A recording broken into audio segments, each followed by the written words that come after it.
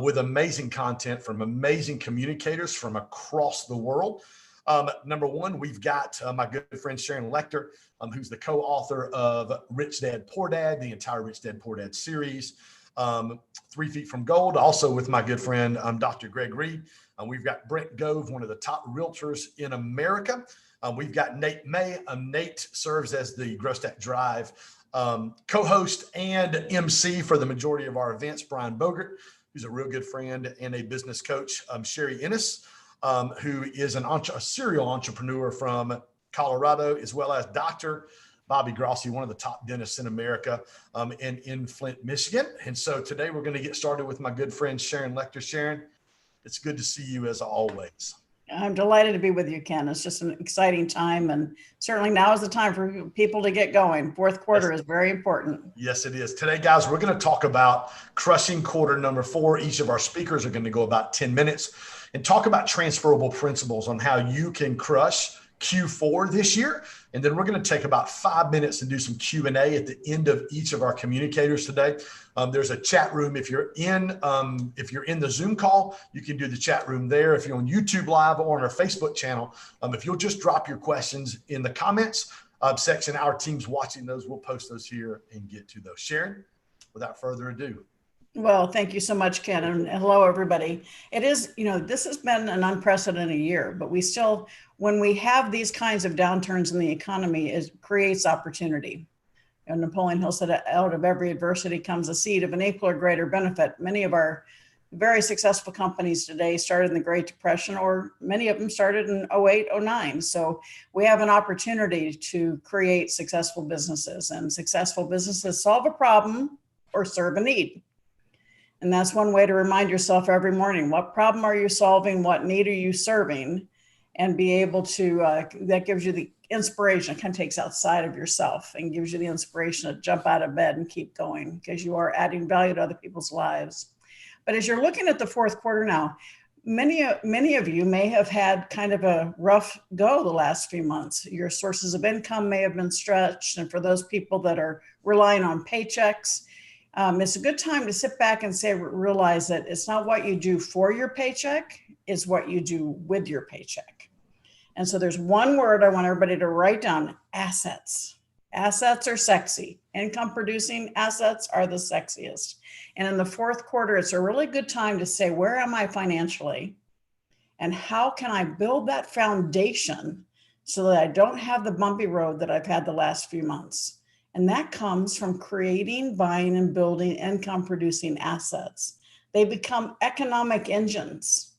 Many of you may have read the book Cash Flow Quadrant, and it talks about, on the left side of the quadrant, you're an employee or a self-employed individual. This is what school teaches us to do. This is you exchanging time for money, being on the treadmill, getting in the car every morning, being in the rat race. And that's what school teaches us. And the S, you can be doctor, lawyer, accountant, or solopreneur. But I teach people how to shift to the right side. So I want you to concentrate in this fourth quarter about shifting to the right side of the cash flow quadrant as business owners, investors, where your money is working for you. Your assets are generating economic freedom for you, because the amount of money you can make on the left side is finite. There's only so many hours in the day and so many days in the week. But the amount of money you can make on the right side is infinite. And as I said before you, I still make money in all 4 quadrants. I'm an employee of my own companies. I'm an accountant. I'm a speaker. But on the right side is where my husband and I make far more money, because we have multiple businesses. We have investments that are working for us. And that's investing time. So in this fourth quarter, I want you to think about investing your time in buying, building, creating assets. Assets are sexy, and the older you get, the sexier they become. That's how you create a foundation for your family for the future. Every wealthy individual in the world, no matter what language they speak, no matter what their address is, they have one thing in common. They have income producing assets. So it's really time to get serious, as we've had our tax deadlines delayed, to look and see where you are right now.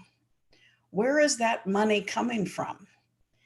Is it coming from you getting out of bed and exchanging time for money? If that's the case, then you need to start thinking about how you can start creating assets. And you're already an expert. Nobody's had your successes. Nobody's had your learning opportunities. But I want to take you from being an expert to becoming an authority in your field. That's what my Play Big movement is all about. Being number one in your field, living your legacy, and creating maximum impact. And the way you do that is through creating a financial foundation that will support you giving back. And that's through buying, building, creating income producing assets. And yes, I'm using that word a lot because we're not taught about it in school. Assets. And the best asset is businesses, real estate, paper assets, stocks, bonds, mutual funds. But the very best one is intellectual property, taking what you already know, writing a book, creating a program, inventing something, taking your brilliance and solving a problem or serving an aid and creating assets that other people will pay you for repeatedly and when you're sleeping. Creating those systems, your systems within your business are also assets. It's also intellectual property. Your database is intellectual property. Sorry. Oh, that's okay. 35 years ago, the Fortune 500 companies were 80% bricks and mortar, 20% intangible assets. Today, it's more like 85 to 88% is intangible assets in our companies because it is all about intellectual property. And that's what has leveled the playing field for us, allows us to play alongside the big boys. And they come to us when they see our intellectual property as something that they want. And so for the fourth quarter, it's time to get real. Interest rates have never been lower. So if you want to get into real estate, it's a great time to look at that. But it's never been easier to start a business or expand a business or to create intellectual property that will help grow and move you forward into the future. And you are where you are today because of the choices you made before today. So if you want something different in life, you simply need to start making different choices. And Ken's here to support you in doing that. His organization, I'm here to support you. Please reach out to me, info@SharonLechter. You can reach me through Instagram, Facebook, everywhere at SharonLechter.com. But my goal is to support you in moving to the right side of the quadrant and getting to that point where you are in control of your money. You're in control of your life. Too many of us, our money controls us. If you lay down at night and you're worried about how you're going to pay that bill or get that next house payment done, then you need to take control of your life and start becoming a master of your money, be in control of your money, in control of your destiny. And every step of the way, it's never been easier. So a lot of people say, well, gosh, I don't know how to get started. You can get started by becoming an affiliate for someone else. It's not your own business, but it helps you generate cash flow while you're building your business. These programs are available right now. And it's just making sure you are investing your time, not spending your time. And certainly over the last few months, when we've been kind of quarantined, we've had the opportunity to invest our time.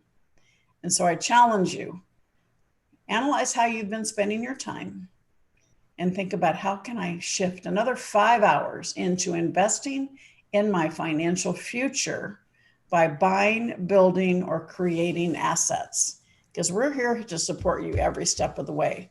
And it works. I'm living testament, and it's what we do to support everyone we work with. We talk about the personal success equation, which is in our book, 3 Feet from Gold with Greg. It's about your passion and your talent. Okay, my passion, love what you do what you love. Well, my passion came from anger. I was mad we weren't teaching kids about money in school. Plus talent, I'm an accountant.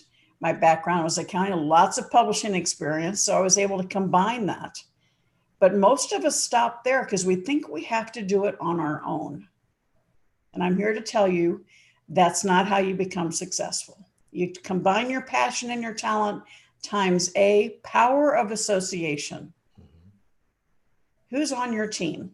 Who's your mentor? Do you truly want to be successful? The stats have proven it. People that have mentors create success. They're more successful. They have more return on their investment than people who don't have mentors. Who is on your team? Do you have people on your team who are strong where you are weak? So your passion plus your talent times A, power of association, then times A, which action. How many times do we know what we're supposed to do? We just don't do it. I get busted with that all the time, particularly this year when things are so crazy. We just want to get paralyzed by the fear. But now, instead of getting paralyzed by that fear, turn it into focus and into fuel for the future.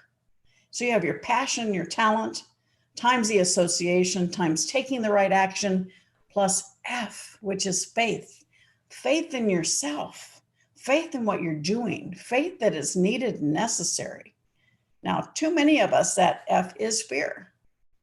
Certainly this year, fear of dying, fear of financial collapse, fear of isolation. And as I said, fear does one of two things: paralyzes us or motivates us. And most of us are paralyzed by that fear.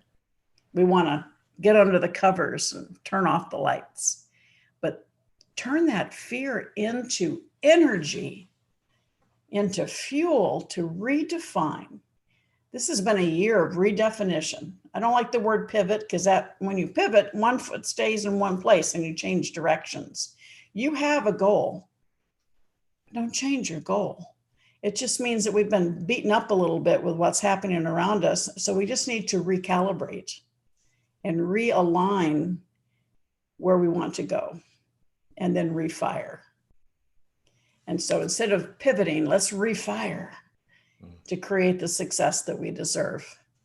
But every step of the way, your long-term financial foundation is created by buying, building, or creating income-producing assets.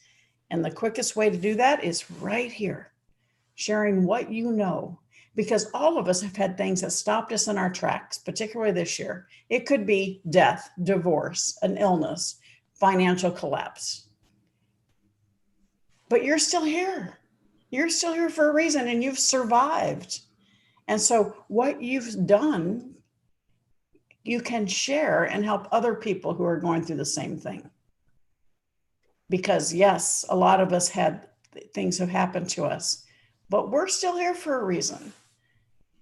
I love that, Sharon. Let's discover that reason. So thank you so much. Oh, you're welcome. A couple questions. You said a couple things that I love. You talked about the cash flow quadrant, and you talked about how school teaches us the left-hand side. Bobby Grassi's on the call. He's actually one of our communicators today, and he's a dentist. He grew a practice in Flint, Michigan, which if you know anything about me, I'm from Pontiac. Pontiac's probably worst city at 1A, and then Flint's probably 1B. But Bobby's grown his practice from a $1 million to nearly a $4 million practice every year. And Bobby asked a question, Dr. Bobby asked a question: what would you tell someone that doesn't really know what their asset is because of their limiting beliefs? Which is almost in the question I was going to ask. We're taught our whole life in school, the left side, exchange time for money. And since that's what they teach us in school, that is a limiting belief that's in. So what would you say to that group of people, Sharon? Well, I think it depends on who you're hanging out with. That's the biggest. When we talk about fear, my book, Outwitting the Devil, that came out a few years ago, talks about how do you overcome fear. And it's really managing your environment. And so when you recognize that you have this limiting belief and you're tired, you're exchanging time for money, or you have something that keeps you, all of a sudden you lose your source of income. Again, it's not what you do for your paycheck, it's what you do with your paycheck. There's nothing wrong with being on the left side of the quadrant. The issue is building assets on the right side.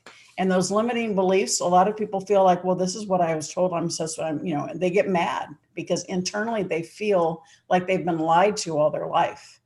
And the issue is take a step back and start looking at the wealthy people around you and start hanging out with them emulating what they're doing and understanding that you can start small.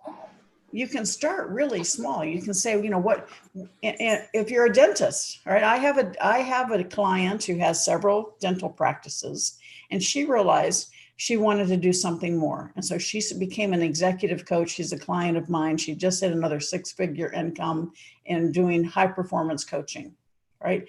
You start realizing the possibilities. Too many of us, because of those limiting beliefs, have blinders on, all right? And the way to get rid of the blinders is to start realizing that there are other possibilities from hanging around those people who can share them with us. Who are you hanging out with? And you often hear with the cash flow quadrant is, who are the 5 people you hang out with most, and where do they get their income from? All right. And if you want more income, hang out with more people who make their income on the right side of the quadrant. That's brilliant. Yeah. That's brilliant. Heather Block, who I know you know very well. Heather asked on Facebook, she's watching this live on our Facebook feed today. Sharon, she said, how do you craft quality questions for your mentors? Do you have a formula or a specific framework to ask those questions? Well, so I'm going to challenge the question, because an excellent mentor is going to be the one doing the questions to draw out from you the possibilities of where you want to go. So like we have an input form on SharonLecter.com for people looking for a mentoring. And one of the questions that on there is, what is it where do you think you want the greatest help from us? Right. And then when I go through that personal success equation, personalsuccessequation.com, where I figure out what your passions and your talents, who your associations are, what actions you're taking, and your level of self-confidence. And invariably, it's usually that power of association and faith and confidence that need the most work. And my job is to bring your brilliance out. My job is to say, have you thought of, to open your mind to the possibilities? A lot of times a mentoring client will come in thinking that they need this, but it's just one small part of all the possibilities for them. So you want a mentor who's not selling you a program.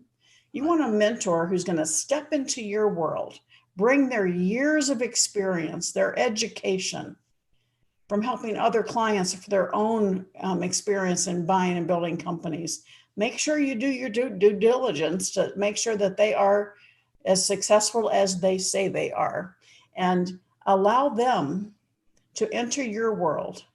Be very open and honest with where you are, where you want to be, and understand that they are going to identify opportunities that are right there already. But because you have this cone of your sphere of knowledge and experience, you don't recognize it. And so make sure you've got the right mentor, because the mentor is the one that should bring out your brilliance. And yes, your questions should relate to, a lot of people are hesitant with mentors because they feel embarrassed to feel like they need to ask for help. And I go, shift your mindset from asking for help to showing respect. You're showing respect to that mentor, saying, I'm working on this. I would really value your input. Do you see the difference? Sharon, thank you so much. I have one more question, and I know we're right at our time, but there's one more question. Something you said earlier, you talked about intellectual property, and obviously you know a lot about that with your books. Your husband is actually an attorney who handles intellectual property. This is what you said. Every time I get with you, man, I'm like, there are so many nuggets you drop for people, but this was incredible. You said, take your brilliance and solve a problem. Like, what do you say to that person out there that is, I don't know what I'm brilliant at? Like what kind of a problem can I solve? Well, because just the statement, take your brilliance and solve a problem. How do people find out what their brilliance is? One step at a time. And part of it is going through my personal success equation. It's a free download, personalsuccessequation.com. And a lot of times you need to get the people that you're close to, because they see your brilliance more than you do. And every time you solve a problem, you create intellectual property. Every business that's been successful solves a problem or serves a need. And, I think we have a few of those today. Yes, we I do. think of all the people that started companies overnight doing PPE, right? Each of you has the opportunity. Now, your passion may not be the business. I have a friend who's a billionaire who just sold his company last year it's a cardboard box company, right? He's not passionate about cardboard boxes and packaging materials, Right. but he's passionate about his homes and his hunting and all kinds of other things he does. But he solved a problem and helped people find the right kind of packaging to ship their materials and built $1 billion industry. So each of you can start small. And that's why when you are trying to figure out what it is you want to do specifically, start with looking and finding somebody who you believe in and can support, and start off with being an affiliate, helping them succeed while you find that niche, while you find that opportunity to build your own asset. I absolutely love it. Sharon, thank you so much. I would encourage you guys. I know we're out of time for her. We've got 7 more communicators lined up today. One of the things you said last week or 2 weeks ago when I had you on the podcast was we talked about what you said at the lodge when I was with you and Coach Burt and Tim Story a few weeks ago, when you talked about the you don't need magic, you need motion. So I'd encourage all of you guys, you can jump on our YouTube page, just search Ken Jolson, watch that podcast where Sharon, we spent about 30 or 40 minutes together that day, but she really unpacked when she's talked about action and motion a lot. And she really unpacked what she said that day coming out of when I came out of that two or 3 days with you guys was probably the biggest nugget was we don't need magic. We need motion. Just get in motion. Just act, just get into action. Grant, who, my licensee, Grant real well. That's what he talks about all the time. Real quick too, Sharon, before you leave, I've got a message from a guy right here named Brandon Dawson. You know a guy named Brandon Dawson? He said, he said to tell you hello. Him and Heather have commented on Facebook and said to tell you hello. Sharon, thank you so much. The best way for people. Brandon, I miss you. We got to get together. Yeah, most definitely. The best way for people to get in contact with you would be? info@sharonlecter.com. Comes right to me. Would love to hear from all of you. And please just know that it's for your future, it's up to you. And you've got these great things coming out each day from Ken. Thank you, Ken, for putting this together and coordinating it. All of you, give him a big round of applause, because this is the power of association right here. I met Ken. We're together. We did a podcast together. We're going to continue building on this relationship. And this is your opportunity to do the same thing. So please, I'd love for you to reach out to me. Well, I'll tell you one of the things, Sharon, I love about you, as well as Brandon, which is probably why you guys are as close as you are. I love your heart to reach out to people and help people be successful in the same ways you've been successful as well. Well, thank you so much. And I know the rest of the day is going to be brilliant. So more than welcome. Thank you, Miss Sharon. You have a blessed day. Tell your husband we said hello. I will do Hey guys, amazing information from Sharon Lecter. She talked about the different books and the things that she has published. Our next speaker is a friend of mine named Brian Bogert. I met Brian on a podcast through a good friend of mine named Anthony Trucks. Brian, dude, man, how are you doing, my friend? I'm awesome, brother. Happy to be here. Dude, super excited for you to be here. Brian, take just a second and kind of introduce yourself on where you're at, what you're doing. And then, dude, you got 10 minutes to talk about crushing Q4, buddy. Awesome. So I'm a human behavior and performance coach and speaker. So, I live my life trying to help make other people become more aware, more intentional, and more of who they already are, make their best even better and reach their potential, get unstuck. So I've got a whole lot of fun. My wins are other people's wins. And that's one of the most beautiful parts about it. So happy to jump in and we can just kind of get started. So love it, man. Have at it, baby. Cool. Well, Sharon, thank you for warming everybody up. I think you did a phenomenal job. You gave great perspective to everyone. And I'm going to speak fast because I want to leave you with a lot of content in this 10-minute format. So I'm just warning you up front. No matter how hard we try, pain is unavoidable. And I think all understand this, right? Because over the last 6 months, many of us have experienced tremendous amounts of pain, emotionally, physically, financially, in a lot of cases, and our world is feeling it. But how we use pain to our advantage is our choice and within our control. So if there's one thing you remember from today, from my talk, it's these 6 words. Embrace pain, avoid suffering, gain freedom. I want everybody who's listening to close your eyes for just a second and imagine walking out of a store after a successful shopping trip and turning your head to see a truck barreling 40 miles an hour right at you with no time to react. This story begins with a young mother and her 2 sons who'd gone to their local Walmart to get a 1-inch paintbrush.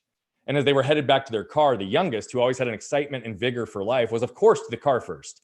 Got there, put his hand on the handle, was waiting for his mom to catch up and unlock the door so that he could get home and use that 1-inch paintbrush. While he was waiting, a truck pulled up in front of the store. Driver and middle passenger got out, and passenger all the way to the right felt the truck moving backwards. So he did what any one of us would do. He moved over to put his foot on the brake, but he instead hit the gas.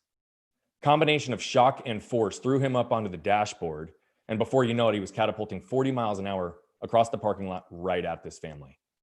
He went up and over the median, went up over the tree in the median, hit the car, and yanked the boy to the ground, ran over him diagonally, tore his spleen, left a tire track scar on his stomach, and continued on to sever his left arm from his body. This was a 110-degree day in the middle of August in Phoenix, Arizona, and his guardian angel walked out of the store to watch the entire thing happen. She embraced the pain of walking over to do something to avoid the suffering of not ever knowing what would happen to this boy, because the life and limb scenario in front of her was real. She stopped the bleeding and immediately instructed some bystanders to run inside, grab a cooler, fill it with ice so that his arm could be on ice within minutes. He wouldn't be alive if it was not for this woman. The physician that started working on the recovery recognized this wasn't a 1, 2, or 3 surgery ordeal. This was a 5, 10, 15, 20 surgery recovery. So he went in with crazy awareness and intentionality and flagged and tagged nerves and veins and muscles so that in future surgeries, he would be able to identify the parts that he knew would be unidentifiable later on. 3 months after the accident, they went in to repair the nerves to give feeling and movement back into the arm. 19-hour nerve surgery, and the surgeon took 1 break to go to the bathroom, grab a handful of M&Ms, and was vigilantly and relentlessly consistently focused on what needed to happen to recover this boy. 4 months after the accident, I remember wiggling my fingers for the very first time. 4 months after the accident, I remember feeling my hand for the very first time. 4 months after the accident, hope was restored, and I knew that I had a chance to live a happy, healthy, and productive life. Now, I know many of you weren't expecting it to go there today. And yes, I have a unique story, but we all have unique stories. And what's important is that we pause and become intentional and aware with the lessons that we can extract from those stories, and then become intentional with how do we apply them in our lives. So I learned 2 primary lessons. One, we're going to unpack deeply. But the first is I learned not to get stuck by what had happened to me, but get moved by what I could do with it. And think about how we can apply that concept to this last 6 months in our lives.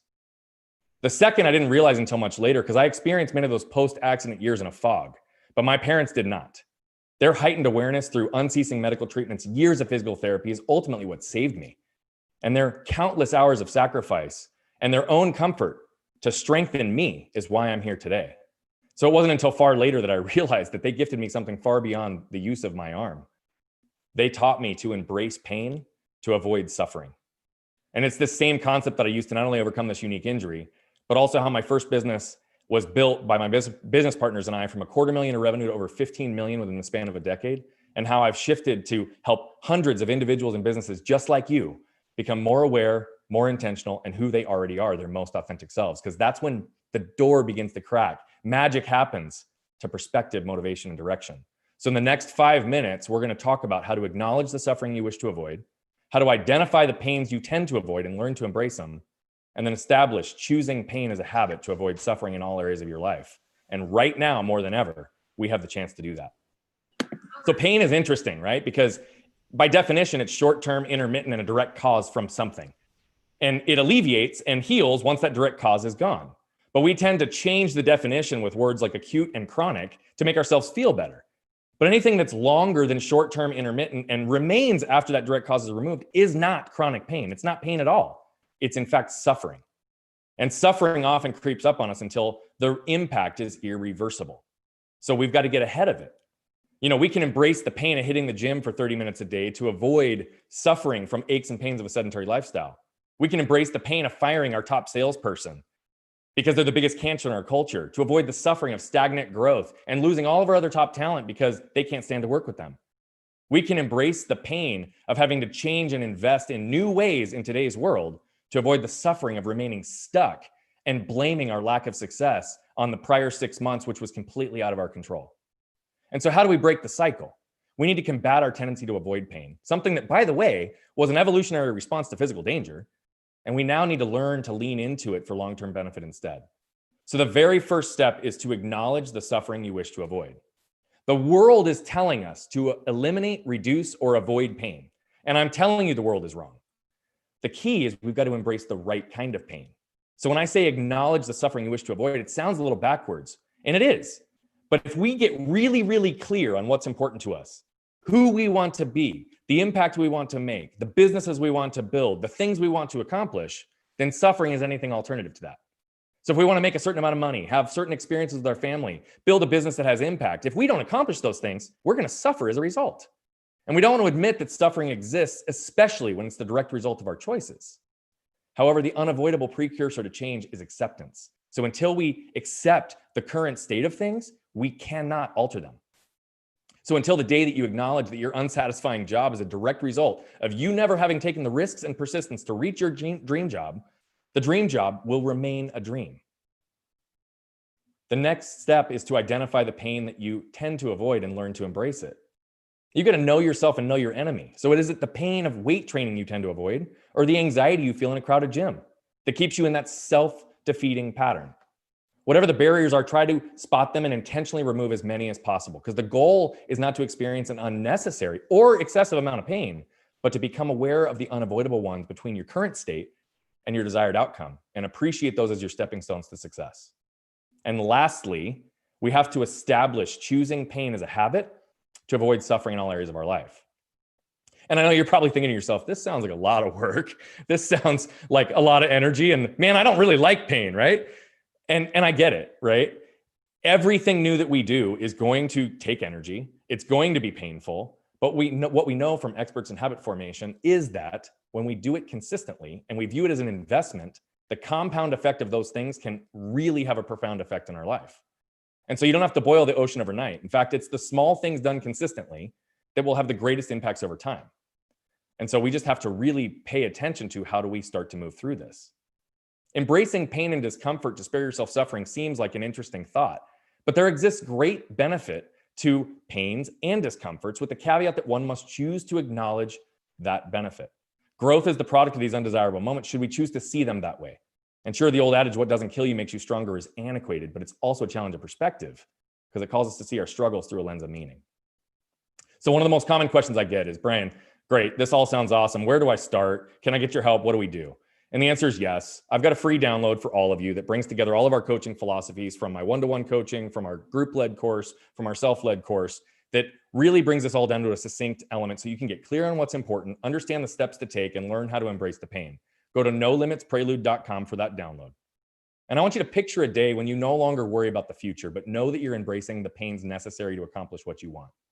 Picture a day when your friends come up to you and say, I've never seen you this free, calm, and confident. Picture a day when you live with no limits and you are reaching your full potential. Whether you have no idea what to do and feel completely stuck, you need just a slight tweak, or you're well on your way to becoming who you are, this offer is for you. And I have one final story to close this out. My daughter, she's our redhead, blue-eyed little unicorn, and her joy in life is literally bringing joy to other people. She is just like a beam of sunshine, and she wants to be with them, make them laugh, make them smile, hug, and connect with them. Last year, we discovered that she's hearing impaired in both ears, and she needed hearing aids. And she gets great joy out of her newfound access to sound, but she's also now very aware of how much she was missing before her hearing aids. That said, as with any change in life, pain's associated. There's sometimes a pain to remember to put in, right? They sometimes literally cause pain in her ears, and she's also very aware of the pain of being different. Pain does not have to mean suffering, but if pain is avoided, suffering is almost guaranteed. And so she has a fear of not being included in something, not being a part of the group, not hearing something that was said. And so my wife and I have used this fear to highlight the suffering she will experience if she decides not to wear her hearing aids, and empower our little 5-year-old to embrace her own pain. Now, as a father, I finally understand how my parents not only guided my practice of embracing pain to avoid suffering, but embodied it themselves. Seeing my daughter grow up without access to sound and missing out on the human connection she so deeply desires is a notion of great suffering for me and my wife. And we know it could be a great source of suffering for her later. My parents seeing their son grow up with the use of his arm was a notion of great suffering to them. And so they willed themselves through discomfort and to accept whatever it required every day to heal me. And to my knowledge, this is not a choice they ever regretted. Instead, I imagine every time they observe their little granddaughter run into my arms and sees me lift her high up into the sky for her to elicit that wild little laugh, that my parents not only are spared suffering, but experience tremendous joy. I certainly do, and you can too. So remember, embrace pain, avoid suffering, gain freedom. It's your choice. Bro, I absolutely love you, dude. I loved you from the first time I had you on my podcast. When Anthony connected us, dude, I love your passion. I love your energy. Embrace pain, avoid suffering, and find freedom. And then I love because I didn't know the story about your daughter. We didn't talk about that on the podcast the last time.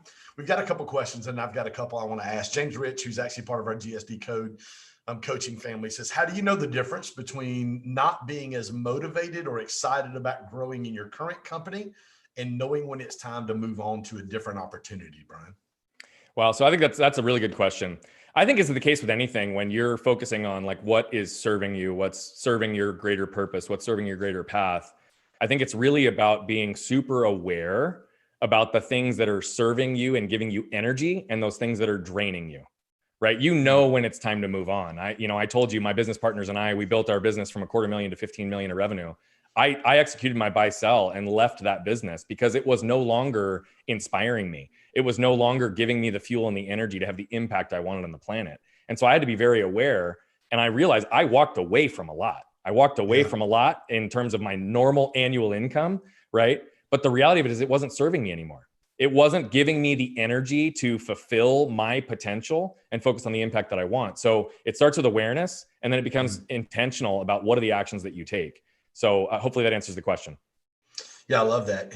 One of the things you talked about, and we did talk about this on the podcast again. If you guys didn't get a chance to see that, you can go to our YouTube channel and check out the interview I did with Brian a few weeks ago. I hear you talk a lot. Obviously, your stories is super powerful, impactful. But you said pain is unavoidable. Use it. You said acknowledge the pain. Acceptance comes before the alteration. Yep. I mean, acceptance. Talk a little bit about why do we not embrace the pain, Brian? Why do we try to avoid the very thing that's really been sent in our life through our decision or someone else's decision, or just a freak accident like yours? That really helps. It could catapult us into something we didn't even realize. Yeah, I don't think it's actually complicated. Pain sucks, man. I mean, nobody likes pain. Nobody likes to put ourselves through pain. It's much easier to sweep an argument under the rug with your spouse than it is to turn into it and actually go through the process of figuring it out. I think we've also, as a society, been conditioned to shove everything down, right? And just like put on a tough face on the exterior and everything's got to be okay. And so when we do that and we ignore what's actually happening, we don't actually feel. And if we don't feel, we don't heal. And so I think that the reality of it is again, it's an evolutionary response to avoid pain. But we don't really have threat of danger to our life in the way that was when it was an evolutionary response, right? We actually, especially for those of us that live in first world countries, have it pretty privileged. There's not a whole lot of pain that exists on a day-to-day basis other than certain things that happen to us. And that's how we choose to respond to those things. But again, we can avoid a whole lot of things. We can avoid pain. But the reality of it is if we avoid pain, suffering is absolutely guaranteed. And so that's what I'm trying to get people to understand is that we all must choose our pain or our suffering is going to choose us. Wow. That's amazing, my friend. Brian, best place for people to connect with you. I know we mentioned it earlier, the nolimitsprelude.com. Yep. You can also everything, all my social media handles, everything. I'm at Bogert Brian on almost every platform, and you can go to brianbogert.com. There's emails in there, submissions in there, and you can email info@brianbogert.com as well. I'd love to help anybody that's in a position to want to grow. Well, dude, I love you, man. I love your heart. Dude, this is a phenomenal opportunity. Obviously, you and I got connected through our good friend, mutual friend, Anthony Trucks. It's so amazing. And this is the one thing I love this has been birthed out of COVID is really how we've kind of taken social media back and platform and being able to do this and being able to connect with people. And guys, I would say this, Sharon said this just a minute ago about association, about mentors, about people in your life. Listen, the reason I know Brian is because I reached out to Anthony Trucks. The reason I know Sharon is because I had reached out to Coach Burt. Listen, guys, I encourage you, reach out to people. If there are people in this lineup today, freaking reach out to them. Yep. Like, don't be afraid to reach out and go, Brian, your story, the DNA that that's why Brian and I connected. We have the same DNA. Like, it literally is, this guy wants to help you. And literally for us, we're bringing on, Brian does the same thing I do. Like, literally, we're quote unquote competitors. But dude, I want him on this call to be able to help our audience, because I love his heart, I love his passion, I love his DNA. So guys, and we can have greater impact collectively, Ken. Yes, like that's how we operate. There's so much opportunity. There's so much abundance in this world, and the reality of it is you're going to help people that I'm not going to help, and vice versa. We're going to help each other reach more lives. That's what's important. I had a friend of mine, and it's actually in my time. So, because I'm next, I had a friend of mine say this. We were in a meeting one time with a group of people discussing some pretty important stuff. And he said, guys, listen, we're arguing about, or we're trying to, this is mine and that's yours. He said, it's like we're in a boat in the middle of the Atlantic Ocean, and we each have cups that we're trying to fill with water. We're in the middle of the Atlantic Ocean. Like, there's enough water for everybody to go around. And that's what I love about Brian. That's what I love about Sharon. It really is a community of people who have a desire to help other people. Brian's information is there, guys, in our chat. It's also on the Facebook page and on the Instagram page as well. Brian, dude, I love you, man. I appreciate your heart. And thank you for taking time with our audience today. And to look forward to you and I continuing to build our relationship, my friend. I love you too, brother. And thank you for being you and for everything you're doing for everybody listening today. Man, I appreciate you, buddy. Take care. Hey guys, listen, I want to take a couple minutes. I've got probably I'm going to go about 7 to 8 minutes. 3 things to crush and dominate quarter number 4. Number 1, what I want to talk about, John Maxwell's book, 21 Irrefutable Laws of Leadership. If you've not read that book, the very first law of the 21 Irrefutable Laws that he talks about is the law of the lid. So if you're a business owner, if you are an entrepreneur, I know Dr. Bobby's on here. I see Todd Voling on here. We've got several dozen people watching us live on YouTube and on Facebook. If you're a business owner, if you're an entrepreneur, you are the lid. If you're self-employed, you're the lid. And I want to talk about some things that we can do to be able to raise the lid. And number 1 is, we've got to raise the bar for ourselves before we raise the bar for our team. It's impossible for me. I was on a team call this morning with our sales team for Grow Stack Drive, as well as our real estate team. I've got a real estate company in the Birmingham area and the Atlanta area. So I've got real estate agents that specialize in commercial and residential real estate in Birmingham and in Atlanta. So we do a giant team call every morning where we go over things like core values, where we go over things where I take about 3 to 4 minutes every day, literally to talk about urgency, literally to talk about, again, our core values. How are we walking out passion, focus, intentionality, teachability, flexibility? Like, how are we fleshing those things out every day? So here's what I would say. In order to crush Q4 this year, you've got to raise the bar. First, number 1, you've got to raise the bar for yourself. What areas in your life right now, I'd love for you, in your notes, I have a pen, literally slamming notes down with every one of these communicators that are on today. Write down 2 to 3 things right now that you know inside your heart for October, November, and December, that you as the leader, as the entrepreneur, as a supervisor, you may not be the owner, or you may not even be, ahead of the company, but what are 2 or 3 areas that you know you need to raise the bar in your life? Just even today, I've been busy. I umpire college baseball. I've been at the Big 10, Big 12 umpire camp, advanced camp in Springfield, Missouri for the last few days. Getting some instruction from some of the world's top college and professional umpires this week. So the one thing I needed to do when I sat down last night, kind of reflecting over the last week, Ken, what are some areas you need to raise the bar in your life? Well, I realized over the past week or so, I had not really spent time the night before planning my calendar and my schedule out like literally, which is one of my core values. Focus is one of our GSD code core values, and it's also one of the core values for our company. So one of the things I did this morning is, God, I've got to raise the bar. I cannot expect my team to do things at a level that I'm not already at. So I want you to think about this. If you're a business owner, entrepreneur, if you're a supervisor in your company, listen, if you, on a scale of 1 to 10, this goes back to John Maxwell's law of the lid. If you're doing things in a specific area at a 7 or 8, nobody in your company is going to be able to do them greater than you. What happens is, if you're 7 or 8 in an area, you're only going to attract 4, 5s, and 6s to work under you or to be on your team. You literally have got to raise the bar for yourself first, and then call your other team to be able to raise the bar in that area as well. So it really is about teachability. Again, is one of our GSD code filters. It's one of our core values. Teachability, and how we talk about teachability is this. We're not only open to feedback, but we actively pursue feedback. We're not only open to feedback, but we actively pursue feedback. I want you to write that down. And I want you to ask yourself this question. What are 2 to 3 areas that I know that I need to improve on? Today is the 22nd of September. You literally have 8 more days to process through, what do I need to grow in over the next 8 days? So I can go to my team the 1st of October and go, hey team, Q4 this year, here's where we're going to raise the bar. And I am never, as a leader, going to ask you to raise the bar in an area where I haven't first raised the bar in my own life. Because, and here's again, going back to Maxwell's law of the lid.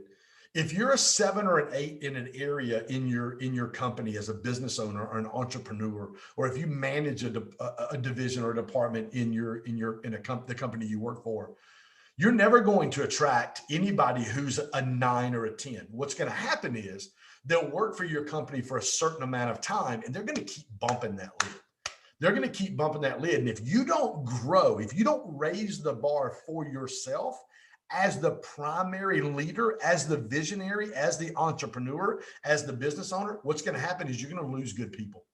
Those people will literally walk away from your company, and they are going to be drawn to leaders who literally have raised the bar in their own life, and they're working towards being what we would call level 10, level 9, level 10 leaders, where their leadership ability and their self-awareness is at such a level that they're constantly working and constantly growing to improve themselves as leaders.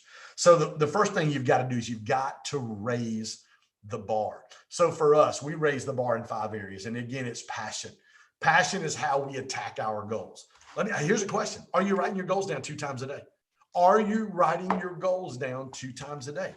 And I love what somebody said earlier on our call. Our goals are always out of reach, but they're never out of sight. Like, they're always out of reach, but they're never out of sight. Like, the goals are just big enough to where when we look at them, listen, if you have goals written down in your planner or in your journal or wherever you write your goals down 2 times a day, if they don't scare the hell out of you, they're probably not big enough goals. I'm just going to say that to you right now. The second thing is focus. How am I dominating my calendar? Do I use calendar blocks? We have 4 colors: blue, green, yellow, and red. Blue is my personal time. I get up in the morning. It's my quiet time.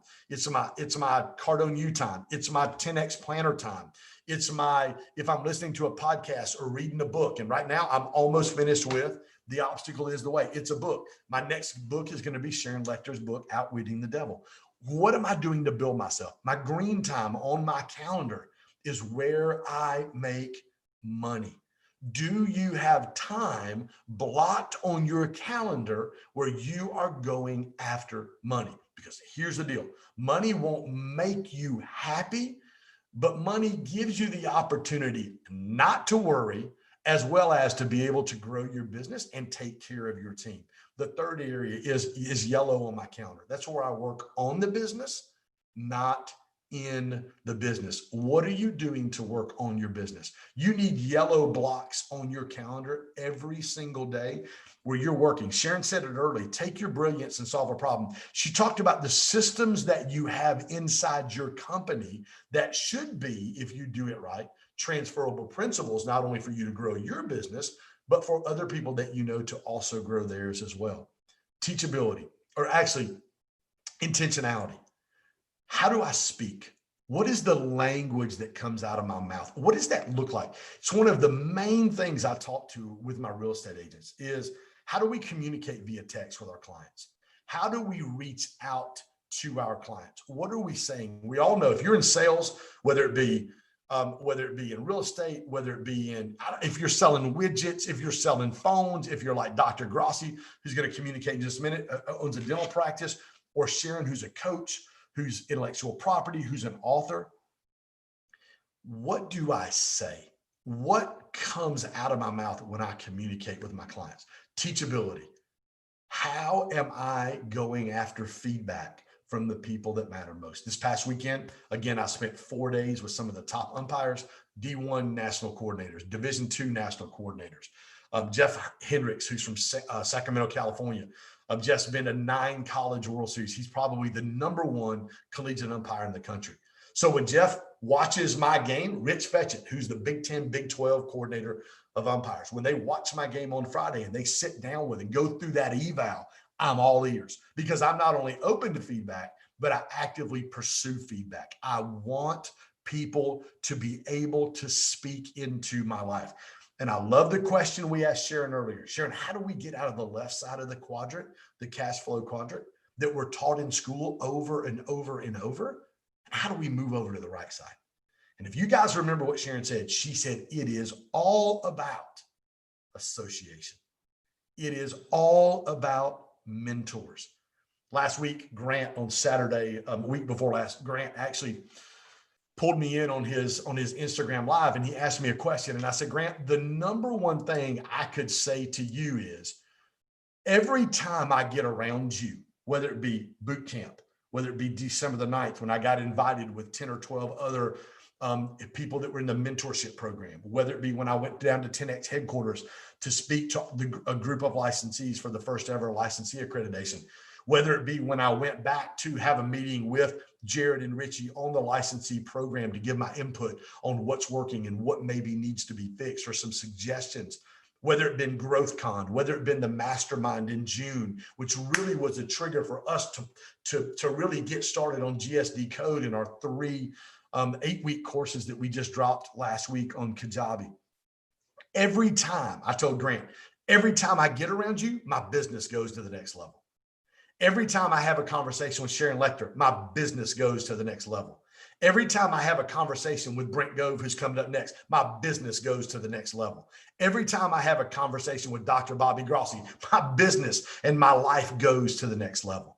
And the last thing is my flexibility. How flexible am I with what's going on in my life? Flexibility we describe as we live in a fluid world. We have to be fluid. You've got to be willing to make maneuvers and make changes. And I love what Sharon said earlier today. We don't pivot because pivot means one foot stays the same. We literally move when we know that we have to move. So guys, anyway, those are the 3 things or the 3 things that I would say to crush quarter #4 are going to be to raise the bar for myself, and then call my team and the people that serve under me to another level. So guys, listen, I just want to say thanks. #1 for being here today. I've got a good friend of mine named Brent Gove. You guys are in for an unbelievable treat. Brent is one of the top realtors, not just in the state of California, but he is also one of the top realtors in America and is with EXP. And Brent, dude, how you doing, my friend? Hey, buddy, I'm doing good. How are you? Man, dude, I'm excited for you to be here. Guys, if you think I have energy, this guy right here makes me look like I sleepwalk most of the day. Brent, take a minute to tell everybody a little about who you are, what you've got going on right now, and then you've got 10 minutes to talk about crushing Q4, my friend. Awesome. I'll go fast. I'm a dad, been married 29 years to my wife, Kathy, obviously a husband, We're leaving for Cabo Thursday. Woohoo! It's going to be so much fun. 7 days on the beach with the turquoise water and the palm trees. Cannot wait. So got 5 kids. Some friends of ours passed away 4 years ago, tragically. So we picked up 2 13-year-old twins. They looked at us and said, "Can we live with you, Mr. and Mrs. Gove?" And we're like, yes. So now we have 7, and they'll be 18 this January. That we cried for 2 years. It was brutal. Got in real estate 24 years ago when I was 30. A little quick math, I'm 54. And I guess my message to you today is struggle. Everybody write that down. You think you're the only one struggling. Let's roll the clock back 24 years ago when I'm in Antelope, a little suburb of Sacramento, California, where that awesome umpire's from that Ken was talking about. And I'm in Antelope, a little suburb, and I'm these little, at the time, I think the homes were $120,000 homes. And there's a little patio, and no one's coming to my open house. And it's summer, and it's hot, and no one's coming. It's depressing to be in an open house that's empty, and nobody's coming. It's been like an hour and a half, and you're like, and you have a wife and 2 toddlers, and you're going, this sucks. And so I found myself praying to God on my knees to please send somebody through the roof. So man, I've been there. I actually laid on that patio with all what the patios are for in California is cats. So it's all cat hair, and it's like, oh. And so, but I'm like so desperate. I am begging God to send someone through that door. So if you're struggling, I want to, number one, congratulate you. Every big real estate conference I've been, from Craig Proctor to Brian Buffini to Joe Stump to Mike Ferry to Howard Britton, Star Power, to listen to Ken here, I've seen banners up on, well, Tony Robbins had it. Grant Cardone probably has it, 10X. Struggle, frustration, struggle, similar words, right? Frustration, struggle is a precursor to breakthrough. So if you're struggling, congratulations. That means you're trying. You're trying to wrestle through this thing and figure it out. So I just want to congratulate you. Don't be freaked out that you're struggling. We all struggle. Ken is amazing. You love him. But Ken, was there a point in your life where you struggled to learn real estate and struggled to become who you are? Remember that? I mean, everyone looks at us now. Every single day, my friend. 25 years later, I mean, we by no means have it all together, but they look at you and they look at me and go, well, I could never do that. Well, we felt like you 25 years ago, but it's compound and time over task. So the next thing I have for you, so write down the word struggle. The next thing is student. I only got a few minutes here. Ken's been talking about it. He talked about being teachable and being open to feedback. I'm like, be a student of life. If you're a Christian, be a student of God. I'm a Christian. If you're not a Christian, it's cool, but be a student of real estate. How about that? Study real estate. Look in your market. Where are you from? Buffalo? You're from Denver? You're from Phoenix? You're from Las Vegas, Seattle, Miami? Look around your market and go, who's killing it? And then study them. Remember, Ken talked about those yellow blocks of time and working on your business, not just in it. Working in it is head down, butt up, grinding, doing those open houses, running from house to house to house to house, showing property, running back to the office, writing the offer, shooting that win forms out, all the stuff we do, right? And that's humping and pumping, grinding, that's working in the business. But when you look up, you look around and go, okay, who's killing it in my town? And what are they doing? And how can I add 10 times the value? So I learned that from Tony Robbins. I also went to Grant Cardone last February 10X conference in Las Vegas, like 3 weeks before the world came to an end. Before COVID-19. I live in California, and yes, they're communists out here. It's crazy. Anyway, so it's just insane. I am not a communist. I love America. I love capitalism. I love people. I love to give. I love to help. That's who I am. That's who you guys are. So be a student. Well, in there, Tony says, bring value. Like if you have a restaurant, what can my Italian food restaurant do more than all the other Italian food restaurants? If you have a travel agency, which there aren't many of those left, but if you're in the automobile business, or you're an architect, or you're a lawyer, look what all the other lawyers are doing. And then what can you do to 10 times the value? For example, I'm opening a new office, my office, just a personal private office of 10,000 square feet. But when you come in, it's going to look like Restoration Hardware. It's going to be, I'm putting $450,000 into the furniture and the tables and the seating areas and the things. There'll be green rooms to shoot video. There'll be Zoom rooms where you could see 200 people at once. I'm spending $100,000 just on that. There'll be a concierge when you come through the door. Can I get your dry cleaning? Can I order your groceries, have them delivered to your house, so you even make you dinner reservations? There'll be a full-blown concierge. I mean, whose office has a concierge? So I'm looking with the other brokers in town and go, nobody has a concierge when you come to the door. Brent, you look stressed. Can I park your car? Can I run out and just repark your car? Can I make an appointment for your dog to be picked up from the vet or to go to the vet? Whatever you need, I'm taking it off your plate. We're going to have someone there from 9 to 5. I'm going to do it. We're going to have someone there who only works with our agents on leads all day long, takes appointments. We're going to have someone that does marketing, beautiful PDFs, full-time there marketing. We're going to have a company called Fusion Marketing that only takes people if they do 5 million a year or more, and they take them to 25 and 50 million a year, and Fusion spends all the money, and they charge you $1,200 a deal, $800 a deal. It's pretty cool. But we're going to have all these things inside my office. I go, nobody's doing this, so I'm going to do it. My office will hold 200 or 300 people, and it's just my private office. It's not an EXP office. It's my office. And people can come in, but it's going to be an open floor plan. It's all windows. It's by the fountains, which is like Rodeo Drive in Beverly Hills. It is like ground zero for Sacramento. It is the nicest place. It's called the Fountains, all these posh shopping and restaurants. And I'm 180 yards from my favorite sushi place. So we're going crazy there. So why am I telling you this? I learned it from Tony Robbins. I already have agents that have joined my company that said, I told my friends, I described to them the office that you described. You come in, they'll make you a cappuccino, vanilla latte, motte, no charge. It's not going to be like a counter. Like, it will not look like what's behind me. Everything's restoration hardware. It's $450,000 build out. It's going to be this gorgeous mahogany with marble on top, and then a espresso machine that's either red, like Italian red, or all chrome or coppered out. And they're going to go, Ken, I got your cappuccino. Good morning, Ken. He won't even have to order it. David, how are you? I got your coffee, 1 cream, half a sugar, David. Stacy, I see you there. I got your vanilla latte just the way you like it, sugar-free, you know? And so they're going to go down the road. Todd, I got you regular coffee, no cream, no sugar, black, no cream, no sugar, black and bitter, just like your life. Just kidding. That's my line when I order coffee. I drink my coffee black.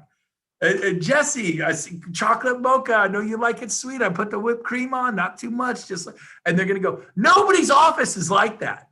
But I learned from Tony Robbins. I learned from Grant Cardone. I learned from John Maxwell on leadership. I am a student of life. So it took me from living in a rental house and my kids eating frozen Wonder Bread at my neighbor's house because we didn't have enough food to feed my children.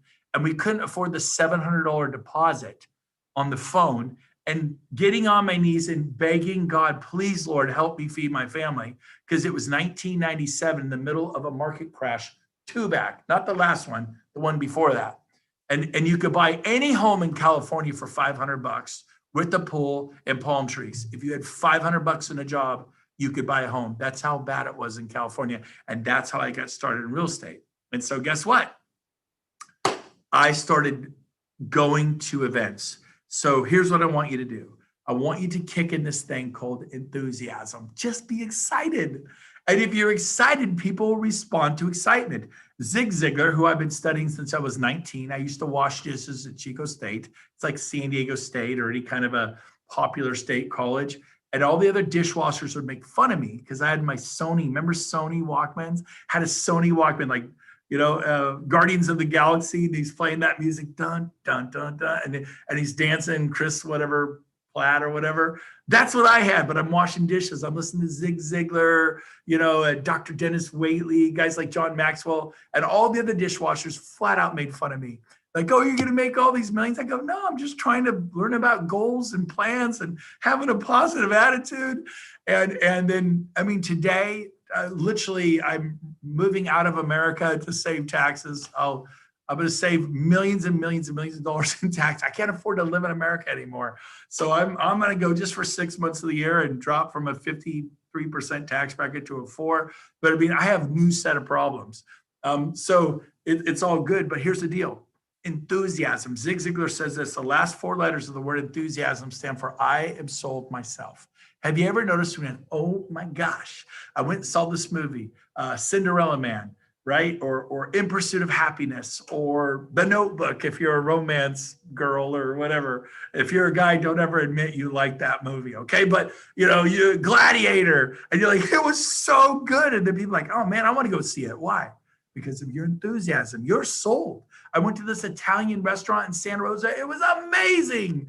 I went to this wonderful steakhouse that just opened up. Oh, the steak, it was better than Ruth Chris. And people respond to that. So you're glad that's not my nature. Well, then maybe you shouldn't be in sales, because you gotta be a little, now I'm a little over the top right now to make my point, but you've got to be excited. Like I was on this that I'm watching, I kept doing this. I was aware of my face. Just as I'm entering the Zoom, I'm lifting the room. I didn't go like this. I was actually nodding my head, smiling. I'm going to bring energy into any room I come to. I'm going to bring love. I'm going to bring light. I'm going to bring what I have. And again, I don't do it in a weird way. I'm probably overdo, but you get the point. Look at your face on this Zoom. Look at the way you're coming. And then I realized my face was super dark. And so I bought this from Amazon. It's like $9. They'll deliver one. And it lights up your face. And my face, David, like yours, it's hard to see you. So you can order one of these from Amazon. And I've actually never ordered anything from Amazon. I work for a tech company. I'm the only person in the world who's never placed an order from Amazon. I'm like, oh God, how do you do that? I'm 54. I know how to drink coffee. And I think a yellow notepad is the greatest invention on the planet Earth. But my kids, David, if you're like me, you can call your grandson or a nephew or somebody, go, order me one of these thingamabobbers. I don't even know what it is, but it glows and it lights up your face. And so I sent one to the CEO of EXP. I said, you're in there. He's the CEO of a multi-billionaire sitting there. I go, dude, you gotta, the backdrop is $80. You don't have to be a millionaire. You can get a digital ones for $12 online. Well, I don't know how to do that. I don't know how to do it either, but your 12-year-old knows how to do it. Find a 12-year-old. Come on, you guys. It's so enthusiasm and your state. What do I mean by state? You ever gone to the open house and you had a fight with your wife or your husband or your teenage son or daughter, and then you get to the open house, you're just not really connecting with people, and you're showing property, you're just not kind of feeling it? It's because you didn't stop and shake it all off and kind of get your mind right. Dennis Waitley taught me in 1985, need a 10, got a 10. I'm a golfer. I used to 4-putt from 5 feet. I'm like, my putter would literally shake and I'd miss. I'm like, I knew I was going to miss. And then I know it. I missed again. I knew I was going to miss that one. I'm like, please don't miss. I missed that one. And then finally it goes in. My mindset was so bad. My state, I was so in my head about, now I'm a really good putter. And I learned from Dr. Dennis Wheatley, need a 10, got a 10. I'm going to sell a house. I'm going to go on that listing appointment. I'm going to walk out there with a signed listing contract. And then it's your state, but you just show up, do your thing, and wonder why they didn't list with you. You didn't see them. Well, I don't want to be weird or new agey. I'm telling you, when Michael Jordan's shooting the 3-ball, he's going nothing but net. That's not new agey. That's just smart. You got to, Dr. Dennis Waitley in 85 called it the inner winner. You got to win inside before you can win outside. If you loathe yourself, you can't love anybody else. Now, I'm not saying you look in the mirror and go, mirror, mirror on the wall, who's the most beautiful of them all? But I could say I love myself, not in an egomaniac way, but I enjoy who I am and I love loving people. And so you need to get to the point where you forgive yourself if you've made some mistakes in your life, and you forgive yourself, and you're able to love yourself in a healthy, non-egotistical, narcissistic way. And then you can love others. And if they don't love you, that's on them. I love everybody. My pastor asked me in Palm Springs, I took him there for his 64th birthday. We were golfing last Friday. He goes, do you genuinely think when you walk in a room that people like you? I go, yeah. Why would they not? He goes, I don't feel that way. And I go, well, that's cool, but why would they not like me? I've given them and if they don't like me, it's on them. I love them. Someone gives me the bird on the freeway, I flip them off, I wave at them. They must know me. Hey, I'll tell you a funny story on that. I cut a guy off so bad. I didn't see him. It was like 6 a.m. The sun, you ever pull onto a road and the sun's sitting on the road and you can't really see, like, I think it's safe to go, and you go and you're like, oh God, there's a car there. And you just kind of, you just gas it. You're like, oh my gosh, I cut that guy off so bad. He came up on me, flashing his lights, honking his horn, going crazy. I'm like, oh my gosh, I'm going to be in a road rage. This guy's truly going nuts.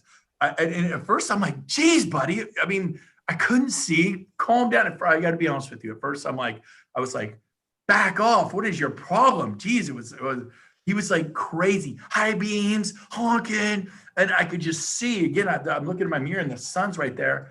I'm like, stay calm, love, be alive, be a light in the world. Don't get involved in this. I wasn't fearful, so I had to really discipline my soul. So check it out. I go straight, he makes a right there. And then 3 minutes later, I get a call because I was getting upset. I was about to, I don't do that. But he was so bad, it kind of riled me. He called me, it was my friend trying to get my attention to say hi to me. Good morning, I love you. And I about flipped him off. Now, I don't flip people off, but I really got riled up. So you got to discipline your soul to respond right. We can all put on a big show, but what do you do when the stuff hits the fan? And trust you, life's full of fan. We'll end with this. So work on your enthusiasm, work on your state, get ready when you do that open house, when you go show property. They're probably going to go look at a bunch of homes, end up buying with the builder in 6 months. That is a terrible, terrible state. That's like me putting from 4 feet away going, I'm going to miss. Nope, it's going in the hole. Left to right, it's going. And then the putter doesn't shake and it goes in the hole. It's not a guarantee, but it's the same thing with everything else. So 2 last things and we'll end. Ken hit on it. Your goals should scare you. BHAGs and the power of association. Steve, none of you know Steve. Steve and Jesus changed my life. Jesus first and Steve. Jesus in the long game. But in the short game, Steve, he's a RE/MAX agent. None of you know him. I just lost 35 pounds. I've had my battle with weight.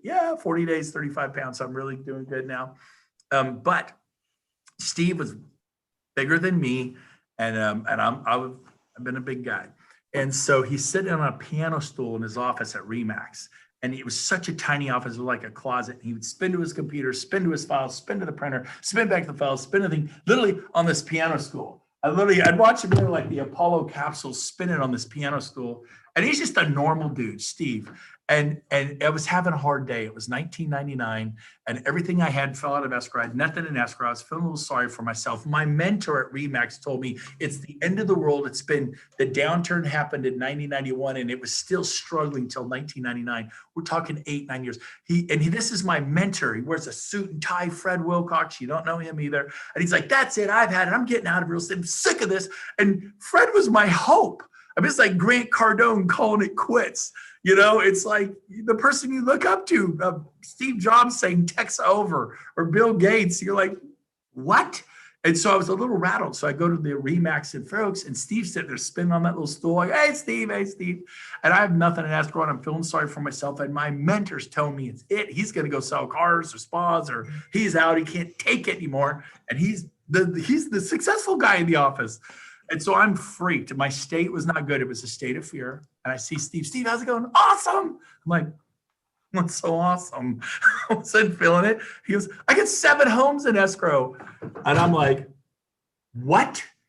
I've never met anyone. I've only been in real estate for like 3.5 years. You have 7 homes in escrow, like at once? I'm like, whoo! I've had 3 or 4 in escrow, and I'm like, hot diggity dog, man. We were making money. I'm providing by. I'd never met anyone at 7. You get 7? He goes, yeah, man, it's so exciting. Isn't this awesome? And I'm like, yeah, it's awesome. I left him. I'm like, okay, dang it. Fred Wilcox, I always wear a polo shirt. If you look at me, this is me. This is how I dress at a $1 million listing appointment. It's how I dress at a funeral. It's how I dress at church. It's how I dress. I only wear golf polo shirts 24/7. I'm using a pair of shorts and sandals. Fred Wilcox wore a suit, tie, hair perfect, and I don't dress like that. And so, but Steve was like me. He wore jeans. He's a big guy, wears polos, Tommy Bahamas. He doesn't wear a suit and tie because he's a big guy. He's a normal person. He's 7 in escrow. So be intentional about who you hang out with. Hang out with people who are succeeding. He gave me belief that day when I had lost faith in my mentor and myself. Within 2 months, I had 7 in escrow. You need Stacy. You need to go meet someone like you, not me and Ken.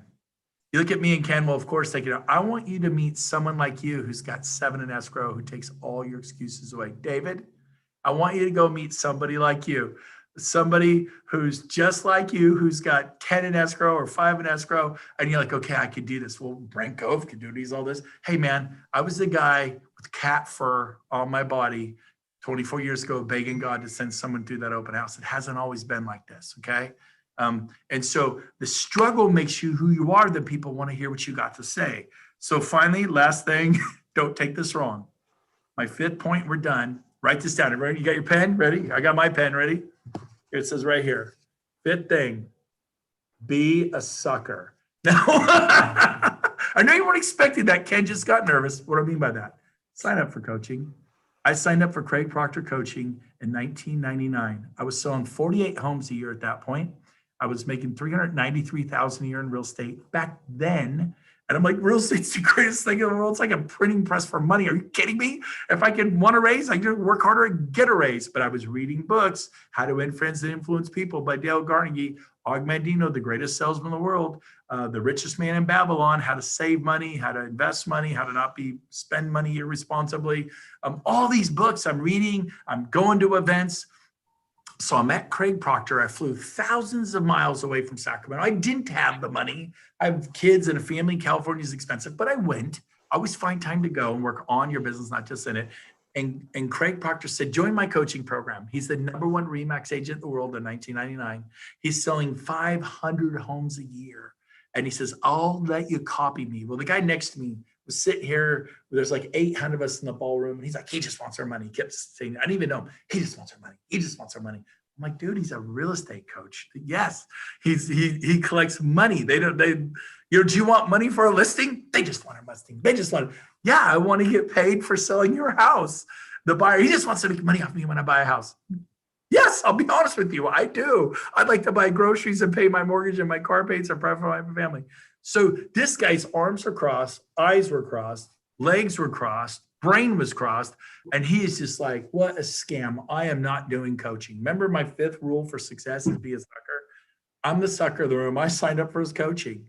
The next year I sold 108 homes. I was like, how does anyone sell 48? And then I learned new things that I did not know because I'm a student of life. And all of a sudden I hired 2 or 3 buyer's agents. And then I hired a personal assistant. And you think, well, I can't afford that. Neither could I. I hired Sandra Sandoval, a 2-year-old and a 4-year-old. She's praying to God. I was the answer to her prayers. She was the answer to my prayers. And she was praying, God, please, I need a job. I got to buy formula, diapers, baby wipe. Anybody been there? I've been there. I've been there. And so I hired her for 3 months at $1,200 a month. I part-time, 5 hours a day. She could go 8 to 1. She could go 1 to 6. Flexible. She's a single mom. I let her work whatever 5 hours you want. I go, here's a list of what I need done. Just get it done by the day. Then report back to me. Did you call the roofer? Did you call the title company? Did you call the inspector? Did you call the appraisal? Did you call the lender? Did you set up the signing of the loan docs? Did you call the painter? Did you call the blah, blah, blah, blah, blah? Did you order flowers? Did you? And I gave her a big list and she'd report back to me and do it all. And it all got done. And when the balls got dropped, when I had to do it all and I couldn't afford it, my income exploded over the next 90 days because I was so much more efficient. I'm getting more. You ever like not call? Oh, I forgot to call the Jones about listing their home. I forgot to call.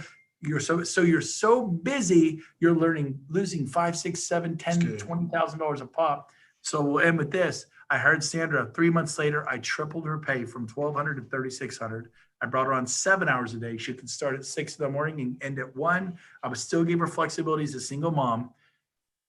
I went to 108 sales. I had some buyer's agents. I taught them how to do what I was doing. I got half of what they were earning. They were fine. I started on a 50-52 25 years ago. Someone has to put a lot of energy into you if you're new.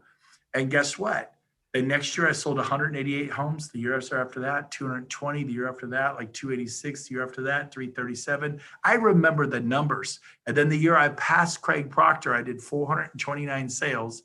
And I actually passed him and he walked by me in a room with like 1,600 people. I won the Quantum Leap Award for Craig Proctor. They singled me out. And because I'm a student, I'm like Ken said, he begged you to be teachable, coachable, be open to feedback. And so my final message to you again, here's the notes. We're done. Be a sucker. I'm a sucker. I've signed up for everybody's coaching. Mike Ferry coaching, Brian Buffini coaching, Mega Camp. I had a coach from Keller Williams. I had a coach from, what are you, stupid? I mean, don't you got it by now? Man, I have more coaches in my life now. I went to marriage counseling last week. I'm still working on my marriage. Do you have a bad marriage? No, we have a great marriage, and we want it to be even more flippin' amazing. Tiger Woods has a swing coach. Michael Jackson has a shooting coach. People have coaches. I have a health coach now. I've hired a health coach. My level of everything in life is like a 3 on a scale of 1 to 10. There's so much room. I don't know it all. I've sold 4,000 homes in 24 years. I've gotten paid on 4,000 residential closings, but my knowledge base is here and the world's changing. What do I know about, digital media? What do I know about, I have people who do all that stuff for me. I honestly don't even know that much. Henry Ford surrounded himself with geniuses. I'm just a simple guy who coaches Little League and soccer and loves people. Anyways, I'm done. I probably went way the heck over, but hopefully this You did, but that's okay. Because dude, I prayed. I laid in bread last night. I woke up fire. thinking about what I would say to try to make a difference in your lives. So that's it. Thanks, Ken. Brent, one question, my friend. You talked about, your word was struggling and that you're not the only one. And you talked about enthusiasm really being the way out of that struggle. What would you say to somebody like if they don't have our personality? And what's a step? What's something positive they can do every morning to gain momentum in being more enthusiastic? Right. Well, I think as you begin to have success, you'll begin to get some enthusiasm, right? So it's numbers. It's a numbers game. And so remember that BHAG? I looked around and everybody's selling, most agents are selling 3, 4, 5 homes a month. Pretty pat on the back, making a decent living, selling 3, 4, 5 homes a month. The stars sell 6 or 7 homes a month. So I had some months where I started selling 7 homes a month. So I was one of the stars in the office. But then I had a month where everything fell to escrow. I had nothing. And so what do? You have nothing. You have family. And I'm like, whoa, wait, that's not me. What's up? But if it takes me 2 or 3 weeks to put one in escrow, then 30 or 45 days to close, it was the end of June. I'm going to go all summer without a paycheck, which really sucks. We just paid off the credit cards. Now we're going to run them all the way back up. This sucks. And I got mad. And so I hope you're frustrated. I hope you're mad and angry. Don't be at your manager at Coldwell Banker or Remax or Keller or EXP or Berkshire Hathaway. Be mad at yourself. Look in the window, go, you put yourself in the situation and you can get yourself out. So I set a goal in the month of July to sell 30 homes in 30 days. You find out life would have given you what you asked and you asked so little. You think, well, nobody sells 30 homes. How dare you? That's outrageous. That's obnoxious. Really? Why not? Why can't you sell a home tomorrow? Just worry about tomorrow. Why can't you go show property tomorrow, write an offer, and sell a home tomorrow? Yes, I could. Why couldn't you do that the next day? And I'll tell you why you can't, because you're not even thinking about it. Listen to me. You can't hit a goal that doesn't exist. Ken's saying write your goals down twice a day, and they should be so big they scare you. The goal that scared me was 30 homes in 30 days. Like, I didn't even know how I was going to do it. But the goal, write this down, made me think differently. Okay, so if I am going to sell 30 homes in 30 days, now what do I do? Well, dang, I guess I better show property every day. Prior to setting the goal of selling 30 homes in 30 days, what are you doing this week? Oh, hopefully I'll set up some appointments, maybe show property this weekend, maybe do an open house. Hopefully I'll get a listing appointment this week or next week. It was like blah, blah, blah, general. And Zig Ziglar calls you a wandering generality. When you want to succeed at high levels in your life, which just means loving people, bringing value to the community, you become a meaningful specific. No more wandering generality, no more shotgun, no more flashlight. Become an industrial laser. You could slice through a steel beam. So I set that goal, 30 homes in 30 days, told the world I was going to do it, told everybody, get in the bushes, watch. I'm selling 30 homes. Then I was frantic. I had a sense of urgency. I was freaking out. I'd wake up at 6 a.m, not roll in the office at 10. I'm like, I got to do it. I'd be on the computer at 7 a.m., cup of coffee, bam, bam, bam. And I'd go, hey, John Jennings, I found a house. Todd Voling, I got your house, man. Dr. Bobby Grossi, I'm ready, baby. I got one for you, that listing that you want. It came on the market. Let's get your home on the market. And David, I got one. And I'm calling him, leaving Mex's test. And guess what? The magic started happening. You know what happened in the next 30 days? I failed. I didn't even get close. You're like, I love this story. Till that, I only sold 14. I only doubled my all-time record, which I was pretty happy with. So yeah, I biffed. I'm a total failure. I only sold 14 homes that month. At the time, I wouldn't take listings because I was new to real estate. I got a few listings and I found out sellers can be mean. Like, why isn't my home selling? Why aren't you doing open houses every week? And I'm like, who wants that? I like selling buyers' homes. They cry, you give them the keys, they hug you, they invite you over for the 4th of July and housewarmings. I like buyers. So I did that with 14, not an investor who brought 14 homes, but 14 different buyers. It was the first time in my life I made $100,000 in a month. And my life's never been the same since. Today I get to make millions of dollars a year, but I've intentionally put myself at 10X events at Tony Robbins. I thought Tony Robbins is big, tall, lurch, big white teeth. He's scary. I'm not going to Tony Robbins. I literally put him away for 25 years till someone I respected went to Tony Robbins. He must be doing something right. Let's go listen to him. He goes, you know what? I agree with 95% of what he said. So I went, and the guy's incredibly good. And I agree with probably 97% of what he says. It's like college. You believe everything. Doesn't mean college is bad. And it's not that Tony Robbins says things that are bad. I don't agree with everything, but 97% is gold. And I literally, because I've been a student of life and I've tried to apply and I've been willing to fail. And the last thing I'll say to you is be willing to fail. Hit the deck. Do a face plant in a mud puddle. I have failed more probably than every one of you. I've had so many open houses that didn't work out. Spent a ton on TV that didn't work out. I failed at TV, radio twice before I succeeded the third time. I've spent well over $1 million on the radio. But here's the deal. I fail. And then I'm like, ooh, that worked. And so many people, you won't risk your precious ego. Man, risk your ego. It's not a capital, well, it can be a capital risk too. That's good. But mainly it's an ego risk. And then there's freedom. Because when you stretch out, you never quite come back to here. You stretch out to here, you go to here. You stretch out to here, you go to here. You stretch out to there, you go to here. And I know man, I'm so fired up. This is awesome. Just a little bit. Brent, dude, I love you. Thank you for taking time out with our audience today, dude. I love you. Love your passion, love your enthusiasm, and love being able to be connected with you, and super excited for everything we've got coming down the road, man. All right. I want to say one thing. If you want to reach out to me, I'm going to give you my cell phone number, and I will never, ever bring up EXP because I truly want to help you. And if you do want to talk to EXP, talk to Ken. I won't bring it up. I'll talk to you about listings. I'll talk to you about the radio. You could ask me to talk about it. I'm going to say, nope, talk to Ken. I'm not even going to talk to you about it. I want to help you. And if you ever want to talk about EXP, I'll help you with listings. I would carry 18 to 28 personally, and I had 6 listing specialists. Yeah. Okay? I understand lead generating for listings. I've written books on real estate. I've gotten to speak at mega camps with Gary Keller on stage, share the, how I sold 4,000 homes. But if you want to reach out to me, I will totally talk to you. I don't even know who you are, where you live, but I will try to love you, encourage you, give you some new perspectives. Just reach out to me. Do it in the next 2 days because I'm going to Cabo Thursday. And Come on, my friend. It's going to be fun. We got a beautiful, sweet ocean view, the whole thing, Infinity Edge Spa right on the water in Cabo. But my number is 916-223-5555. And if someone wants to put that in the chat box, I just did. I'm quick, baby. There you are. There's my cell phone number. The best way to reach me is shoot me a text. Hey, Brent, you don't know me, but I'm Dr. Bobby Grossi, or I'm David Reidenauer, or John Jennings, or Todd Volling, or whoever you are. I'd be happy to sit down and give you some coaching on real estate, life, whatever, losing weight. I would love whatever your deal. Not that I'm an expert at losing weight, but I am on a roll for 40 days. Anyways, love you guys. Ken, thanks for having me. Love you, buddy. I appreciate you. Hey, guys, then hats off. My guy, like I said, he's got more energy than I do. Our next guest is my good friend, Dr. Bobby Grossi. From Flint, Michigan. This guy right here is absolutely crushing his dental practice. He's taking it from $1 million practice to nearly $4 million this year. Dude, love this guy's heart, love his passion, love what he's doing with his team. Dr. Bobby Grossi, how you doing, my friend? What's up, dude? I don't know if I got that much energy, but good Lord. My Lord. That's a lot. You're good.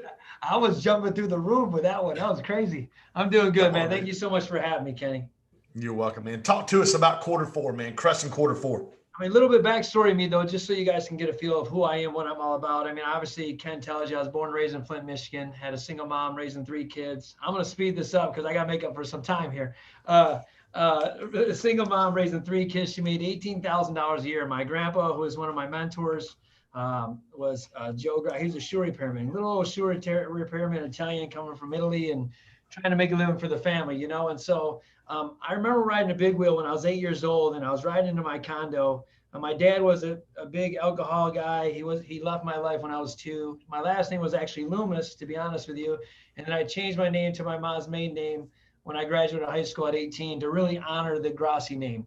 And so when you see the Grassi name, it's really not about me. It's really to honor my grandfather. It's to honor who he was and the mentor he was in my life. I throw ego aside, but I remember my mom always struggling financially. I remember her struggling to really find her passion. She was more, you know, as Sharon said it, she was on the left side of the equation, not the right side. She was basically going in and punching a time clock and trying to just survive. And she wasn't addressing what her true passion and purpose was. And I remember riding that big wheel, and I said, man, I got to go after my passion, my wants. I thought it was baseball. My grandpa was a big baseball guy. I had a full ride to play baseball at Central Michigan. I was one of the late bloomers. I was 4'11" as a junior in high school, and then I grew a foot, and all of a sudden people looked at me because now I was taller, even though I was the same pistol at 4'11". I still take y'all out from pitching. That's fine. But I just worked hard every single day to get to what I wanted to. And then I loved music. I had a passion for music. I had a passion for the arts. And probably one of the turning points why I never went to Central, and everyone says, but you went to U of M and then U of D. How come where did Central fall into this place? And I don't even know if Ken knows this story, but I was pitching in New Mexico against Puerto Rico, and I got news that my grandfather just got diagnosed with throat cancer. And who my mentor was my grandfather. He helped raise me. So was my grandmother, but they basically took care of me when my mom was working. And I remember I didn't have a mentor or somebody, and somebody on the call said you should always find a mentor. I think it might have been Brett, but you always should find a mentor, somebody to teach you and kind of help you through those lows. And I didn't have that mentor. I didn't have that person that kind of helped and guided me. So instead of me going the pursue baseball route, I quit baseball altogether. My heart was broke. I just lost the fire for baseball, lost the passion, turned down a full ride. My mom cried. I'll never forget the day my mom cried and say, I didn't have the money to send you to school. Now what are you going to do? And I looked my mom smack dab in the face as I'm looking at all you guys. I don't see you all. I look at social media. We're all tell everybody. I said, Mom, don't you worry about me.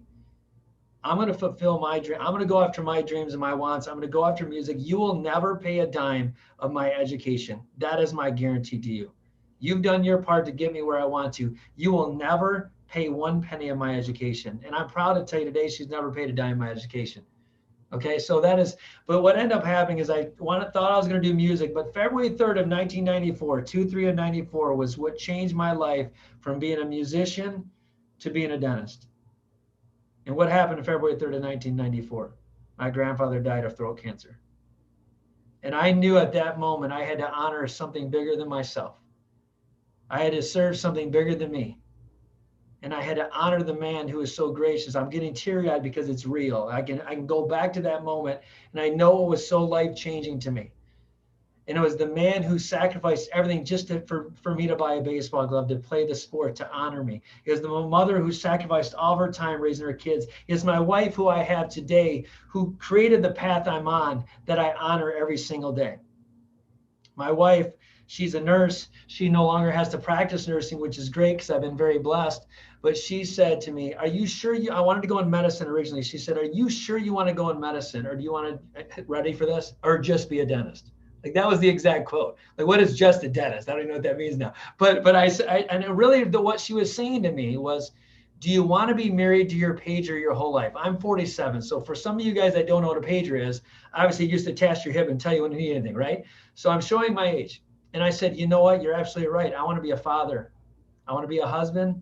And I want to be involved in my kids. I want to serve medicine and health and try to prevent people from ever going through what my grandfather went through. But I'm going to do it in a different route, which is dentistry. Now, nobody in my family has ever been into medicine. Nobody in my family ever knew what dentistry really was, besides we go get our teeth cleaned, right? So what ended up happening is I told my mom she'd never pay for education. Don't forget that, right? So now here's a broke white dude in Flint, Michigan, growing up, right? Go and have no money, right? My poor wife, she wasn't even, my wife would literally take the bills and never show them to me because I was married in dental school. I worked third shift at GM to go to dental school first shift. I worked in the Romulus GM plant. Dental school was in Detroit Mercy, and I lived in Flint. So I commuted back and forth every single day for 4 years. I slept 2 hours, and my wife would never show me the debt we were in because she didn't want to derail me. Now that's leadership. That's strength. That's amazing. That's the woman that I will run through walls for, period. End of story. That's my girl. And so I got 3 beautiful kids. And so what ended up happening is I'm going to fast forward this story. 2003, I graduated dental school, Detroit Mercy. I was just kind of learning how to become a dentist. I was learning the intangibles. I didn't know anything about leadership. I didn't really study leadership. I was just trying to survive. I was trying to pay debt off, trying to pay bills, just trying to get through the grounds. And oh my God, I had money in my hands. I didn't know what to do with it, right? I was just trying to pay off debt. But 2008, I made the best step. So on January 1st of 2008, I heard a voice in my head again, and it says, you're supposed to own this practice. Now, I worked in Clawson. I worked in Detroit. I didn't work at the practice I'm working right now. I just said, I'm just going to go, whatever this practice is, I'm going to go look at it. It always was on my radar. It was on my vision board. You guys, if you don't know vision boards, I have vision boards. It was on my vision board. I love this practice. I got to own this practice. I was born and raised in Flint. I walked in there. The guy didn't want to sell the practice. And what ended up happening was, I said, January, I came in here. I said, I sold the practice in Clawson. I said, I'm out. My heart's pulling me here. I made a big step. I just left. I made the decision to sell the practice in Clawson to come to Flint. And I remember the guy just built the practice, and I said, I'm going to buy your practice. He laughed at me. I said, no. Through faith, I can achieve anything. I'm going to buy your practice. He goes, no, you're not. I said, okay. So I just worked on the plans and the process, kept writing goals down, kept writing vision boards, kept doing everything. Literally, I spent time. Guess what happened in June of 2008? The guy approached me. He goes, do you still want to buy the practice? I said, I'd love to buy the practice. Well, guys, another thing happened, which is crazy in 2008. On September 12th of 2008, I got approved for a loan for almost $2.4 million. The thing you don't know about is I had $20 to my name. How do you get a loan for $2.4 million unless divine interventions in there? I can't answer the question. But also something else happened in 2008, which I've been a part of, was the GM crisis. Oh yeah, Flint, Michigan. Don't forget about all the crisis. So here's what happened. Since my career in dentistry, I've gone through 3, to me, crisis. Ready? GM crisis, Flint water crisis. Remember, I'm from Flint. And now we got the pandemic of COVID. So through ever-changing environment, we can't, to me, in Q4, what I'm going to focus on is the basics. Right now, we have COVID. We have racial injustice. And we have what else? An election year. Then we got the left side and the right side. Everyone's bickering and everyone fighting. So everybody's human experience is different. Right? There's uncertainty, there's fear, there's anxiety. Guys, whether you have $1 million in your bank account or whether you have $1, whether your business is growing, whether it's failed during COVID or whether it's stagnant, it's absolutely irrelevant. We all have 3 common things: uncertainty, fear, right? And anxiety. We've all experienced it some way, shape, or form in our life. So what happened when COVID hit? I had to make a radical change. Here's another movement that I had to have. I had to decide as a dentist. In Michigan, they said, and really in the country, dentists cannot do dentistry anymore. You're not, level 1, whatever you're calling it. Well, this funny thing is I made a leadership decision. See, to me, leadership is all about, what are you going to do when bullets are flying? Are you going to hide behind your troops? Or are you going to walk in front? Guys, I'm very spiritual. I'll tell you this. Jesus didn't walk from behind. And I'm not calling myself Jesus. I promise you, I'm not. But I'm saying Jesus was a form of leadership. And so to me, my role, I didn't become a dentist just when times were good. Guys, you're not a parent just when times are good. You're not a business owner just when times are good. That doesn't exist. Some people like to play that card just when times are good.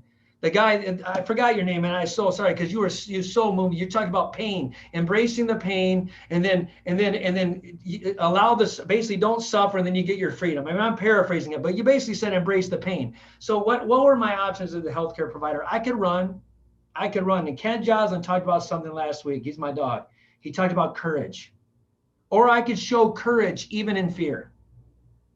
So guess what I did when I was scared? My role, even though I had to fight with my wife for the first week about it, then she embraced it. Why? Because she knew I wasn't backing off of my principle. My core principle was, look, I didn't sign on this oath. I didn't take an oath to protect and serve when things were good. I took an oath when things are good or bad. And so if I had to die as a leader, if I had to die for my family or healthcare providers, guess what I chose to do? Then I'm going to go die then. Because either way, I'm going to go do my part to prevent other people from going to the hospital. Where were people going to go with 2 things? They were going to have to go to the hospital. Guess where they couldn't get service at? The hospital. So what's funny is by me making that decision, by me having to deal with staff not wanting to come in, what do you got to do? You know, from new CDC guidelines and health codes and all these health guidelines changing, I was constantly thinking of ways to reinvent myself. What can I do? What can I do? What can I do? Well, the easiest part for me was I just had to serve. And then by serving, all of a sudden I got new patients. My business actually grew literally almost $1 million in the same time that everybody else was suffering because I was open. Now, that's not saying it to brag. I mean, anybody could have been open. I'm no special than anybody else. But I actually had the word pivot in here, so I had to like change that word to pivot because Sharon will yell at me. I basically had to refire on all cylinders and make a different direction, right? So, but what I realized was this. So this is where I'm going with Q4. What I realized was this. I was, through the pandemic, through COVID, I was just kind of working in my business. And so what ended up happening, and if you don't follow Ken on Growth Stack Drive, dude, I mean, here we are. We talk about getting coaching from everywhere. He coaches me. I coach him. Nate I mean, we all coach each other. But you know your processes are bunk when you grow and you can't maintain it. So that means your process is broke. I don't care who you think you are. You have a broken process, or your leadership skills, or maybe the law of the lid. Maybe I'm a 4 right now when I should be a 7 or 8. So what I realized is, yes, I dove in. And I'm going to give you this little tip. This is a side note. Too many people focused on the lost production during the pandemic. And that number's too big. Like if you look at my world, the $4.5 million dental office, that number is way too big for me to process. Like I'll get overwhelmed. I'll just say, oh my God, I lost $1.2 million in production in that 3 months. Here's what I want you to understand. Don't look at the lost production. Look at the lost profit. Because I promise you, the lost profit is much easier for your brain or your subconscious mind to wrap their brain around than it is the lost production. Because productions are relevant. What also happened in COVID is I didn't have the same overhead. So how was I maintaining more profit during COVID than not? Because I had less staff members. So really, I didn't lose profit. So instead of me worrying about my numbers, the fiscal year, don't take your fiscal year of 2019 and compare it to it. Start when you reopened your business in 2020. For me, it was June 1st, really 2020. Now let me compare from June 1st to 2020 to June 1st to 2021. It's a little bit different. Give yourself that mini win.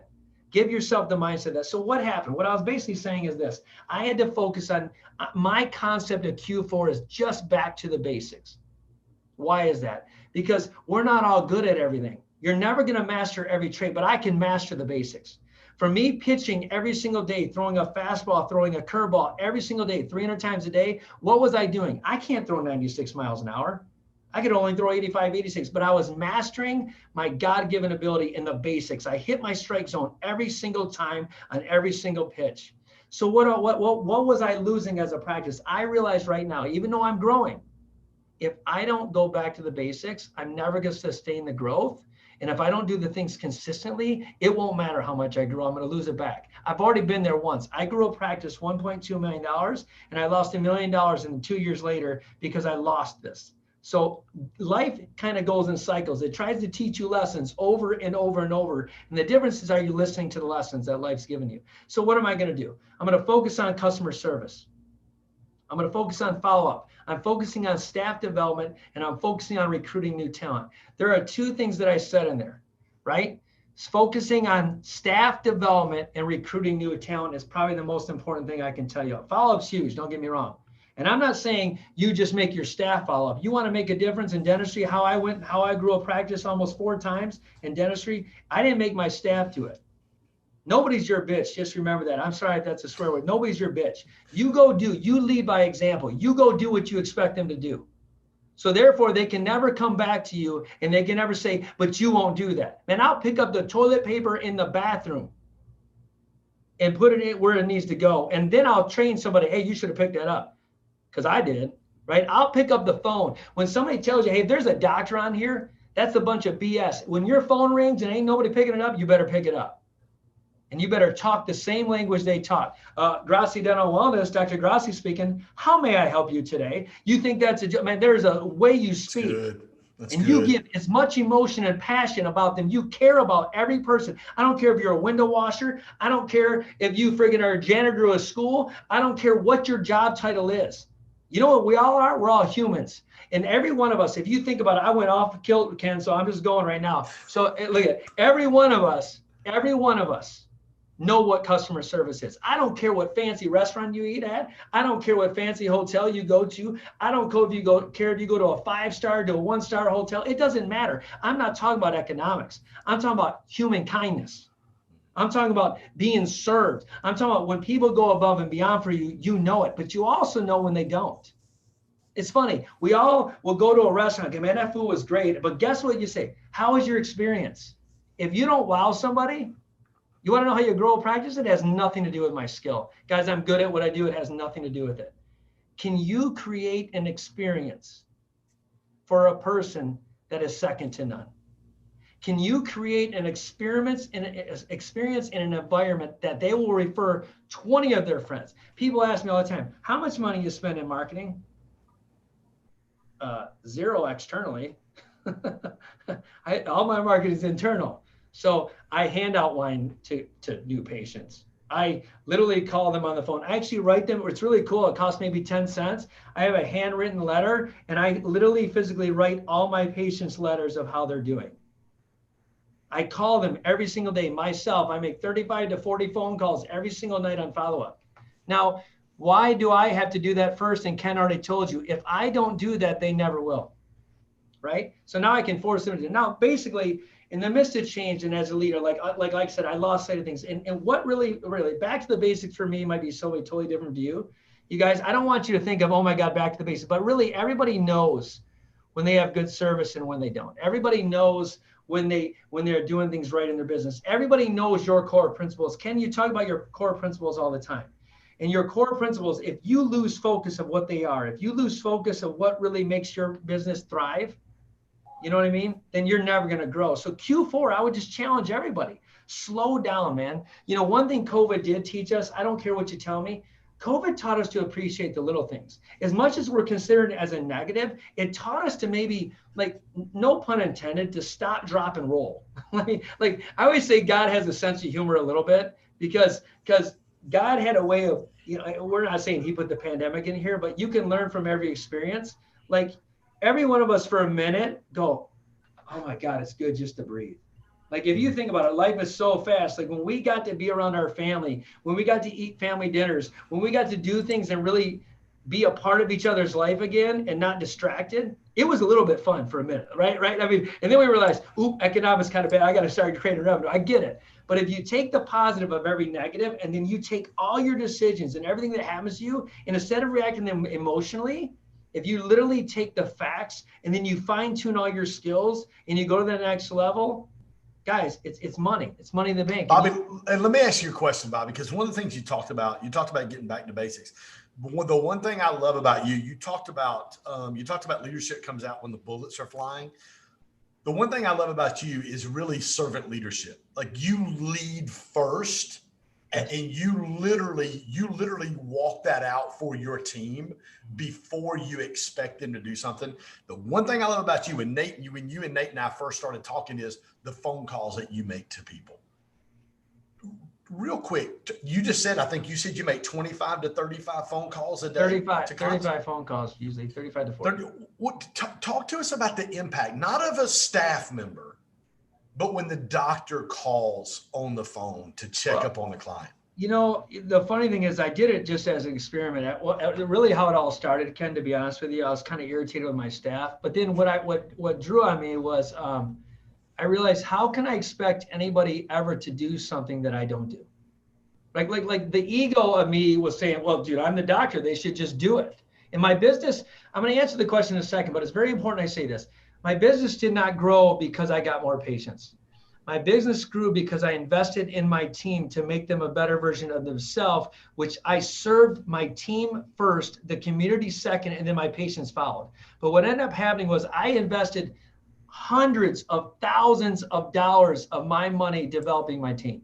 Hundreds of thousands. Okay. But here's the thing. When I call a patient, it's so funny because I think they think I'm like some celebrity. I'm just a normal dude. But to them, I'm like, oh my God. Like, I'm just, Dr. Grassi called me, right? And it moves them. Like, they literally will, like, sometimes they'll get on the phone and I'm pretending I'm on the phone and they go, what's wrong, doc? I'm like, oh, nothing's wrong. I'm just calling to check up on you, see how we served you. How's the office? Everything good?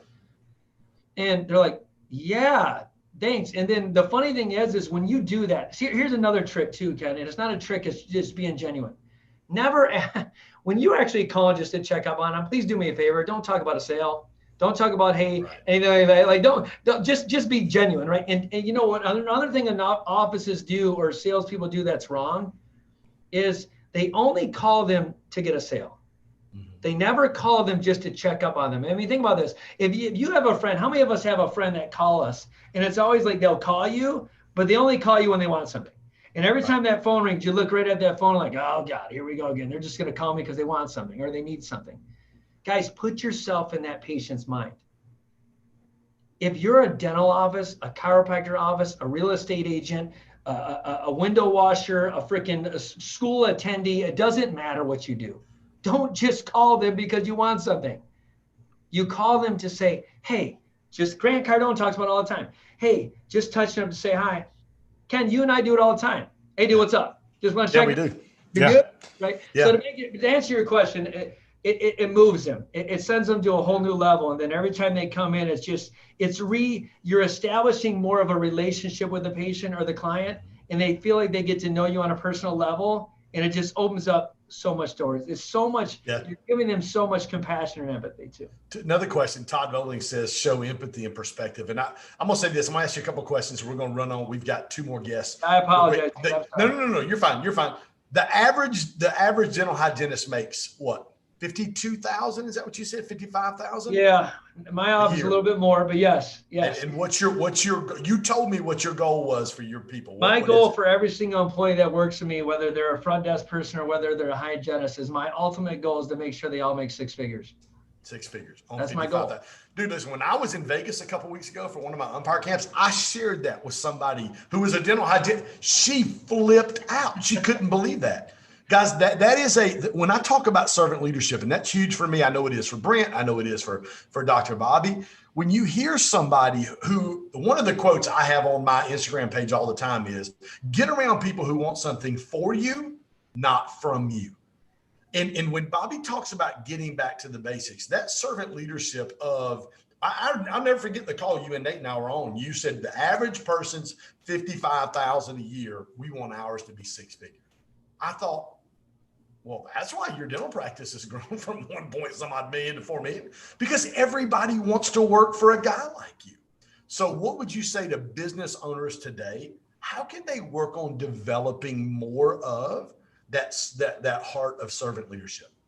I always say this to you and Ken, a pig gets slaughtered. At the end, a pig gets slaughtered. And so when you start thinking of yourself, whether it's a relationship, whether it's with your kids, when you put yourself first, you're going to lose in the end. I don't care what short-term game you have, you're going to lose.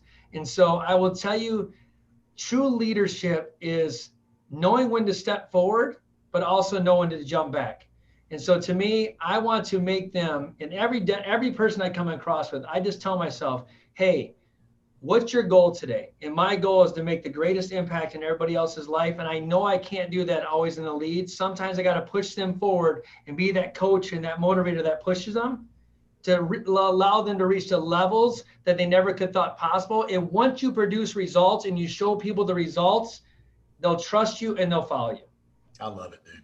Dr. Bobby, man, I appreciate you, man. Love you. Love your heart. Love your passion. I love your desire for servant leadership and to lead your team and your people, and the care you have for the people that serve on your staff is second to none, bro, of everybody that I know that runs a business. And that's why you're doing what you're doing, my friend. Well, thank you, Ken. Thank you, man. I love you, buddy. Hey, guys, our next guest today is my good friend, none other than the one and only Sherry Ennis. Sherry, how are you doing, my friend? Oh my gosh, I'm so good. I'm so pumped to be here. Sherry, what an amazing room of people that you have gathered. And it's so, okay, there's my cat.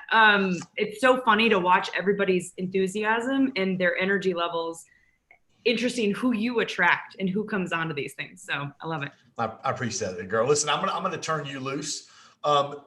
Just real quick before you get started, you've got 10 minutes.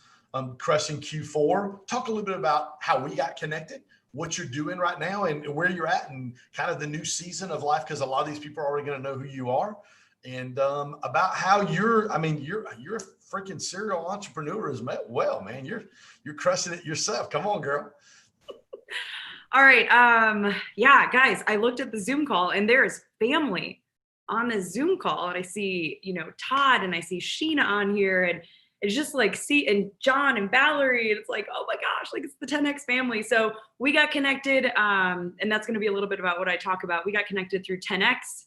I took I guess in my life, I've always been somebody who just throws stuff out there to see what can happen. I have a lot of belief and courage, and I just did a shot in the dark last year, picked up a job at 10X headquarters and ran their community. And I was at a boot camp as an employee and ran into Ken, and we just hit it off. In fact, I think I just talked his ear off about some guy I liked. And, but he was just so kind, and we just had this genuine like passion, and you could just feel the energy.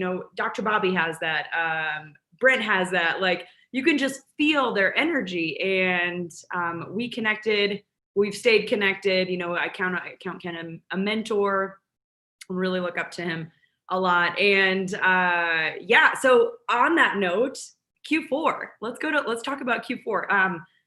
I hate to be the bearer of bad news, but it's too late for Q4. Everybody's like, wait, what?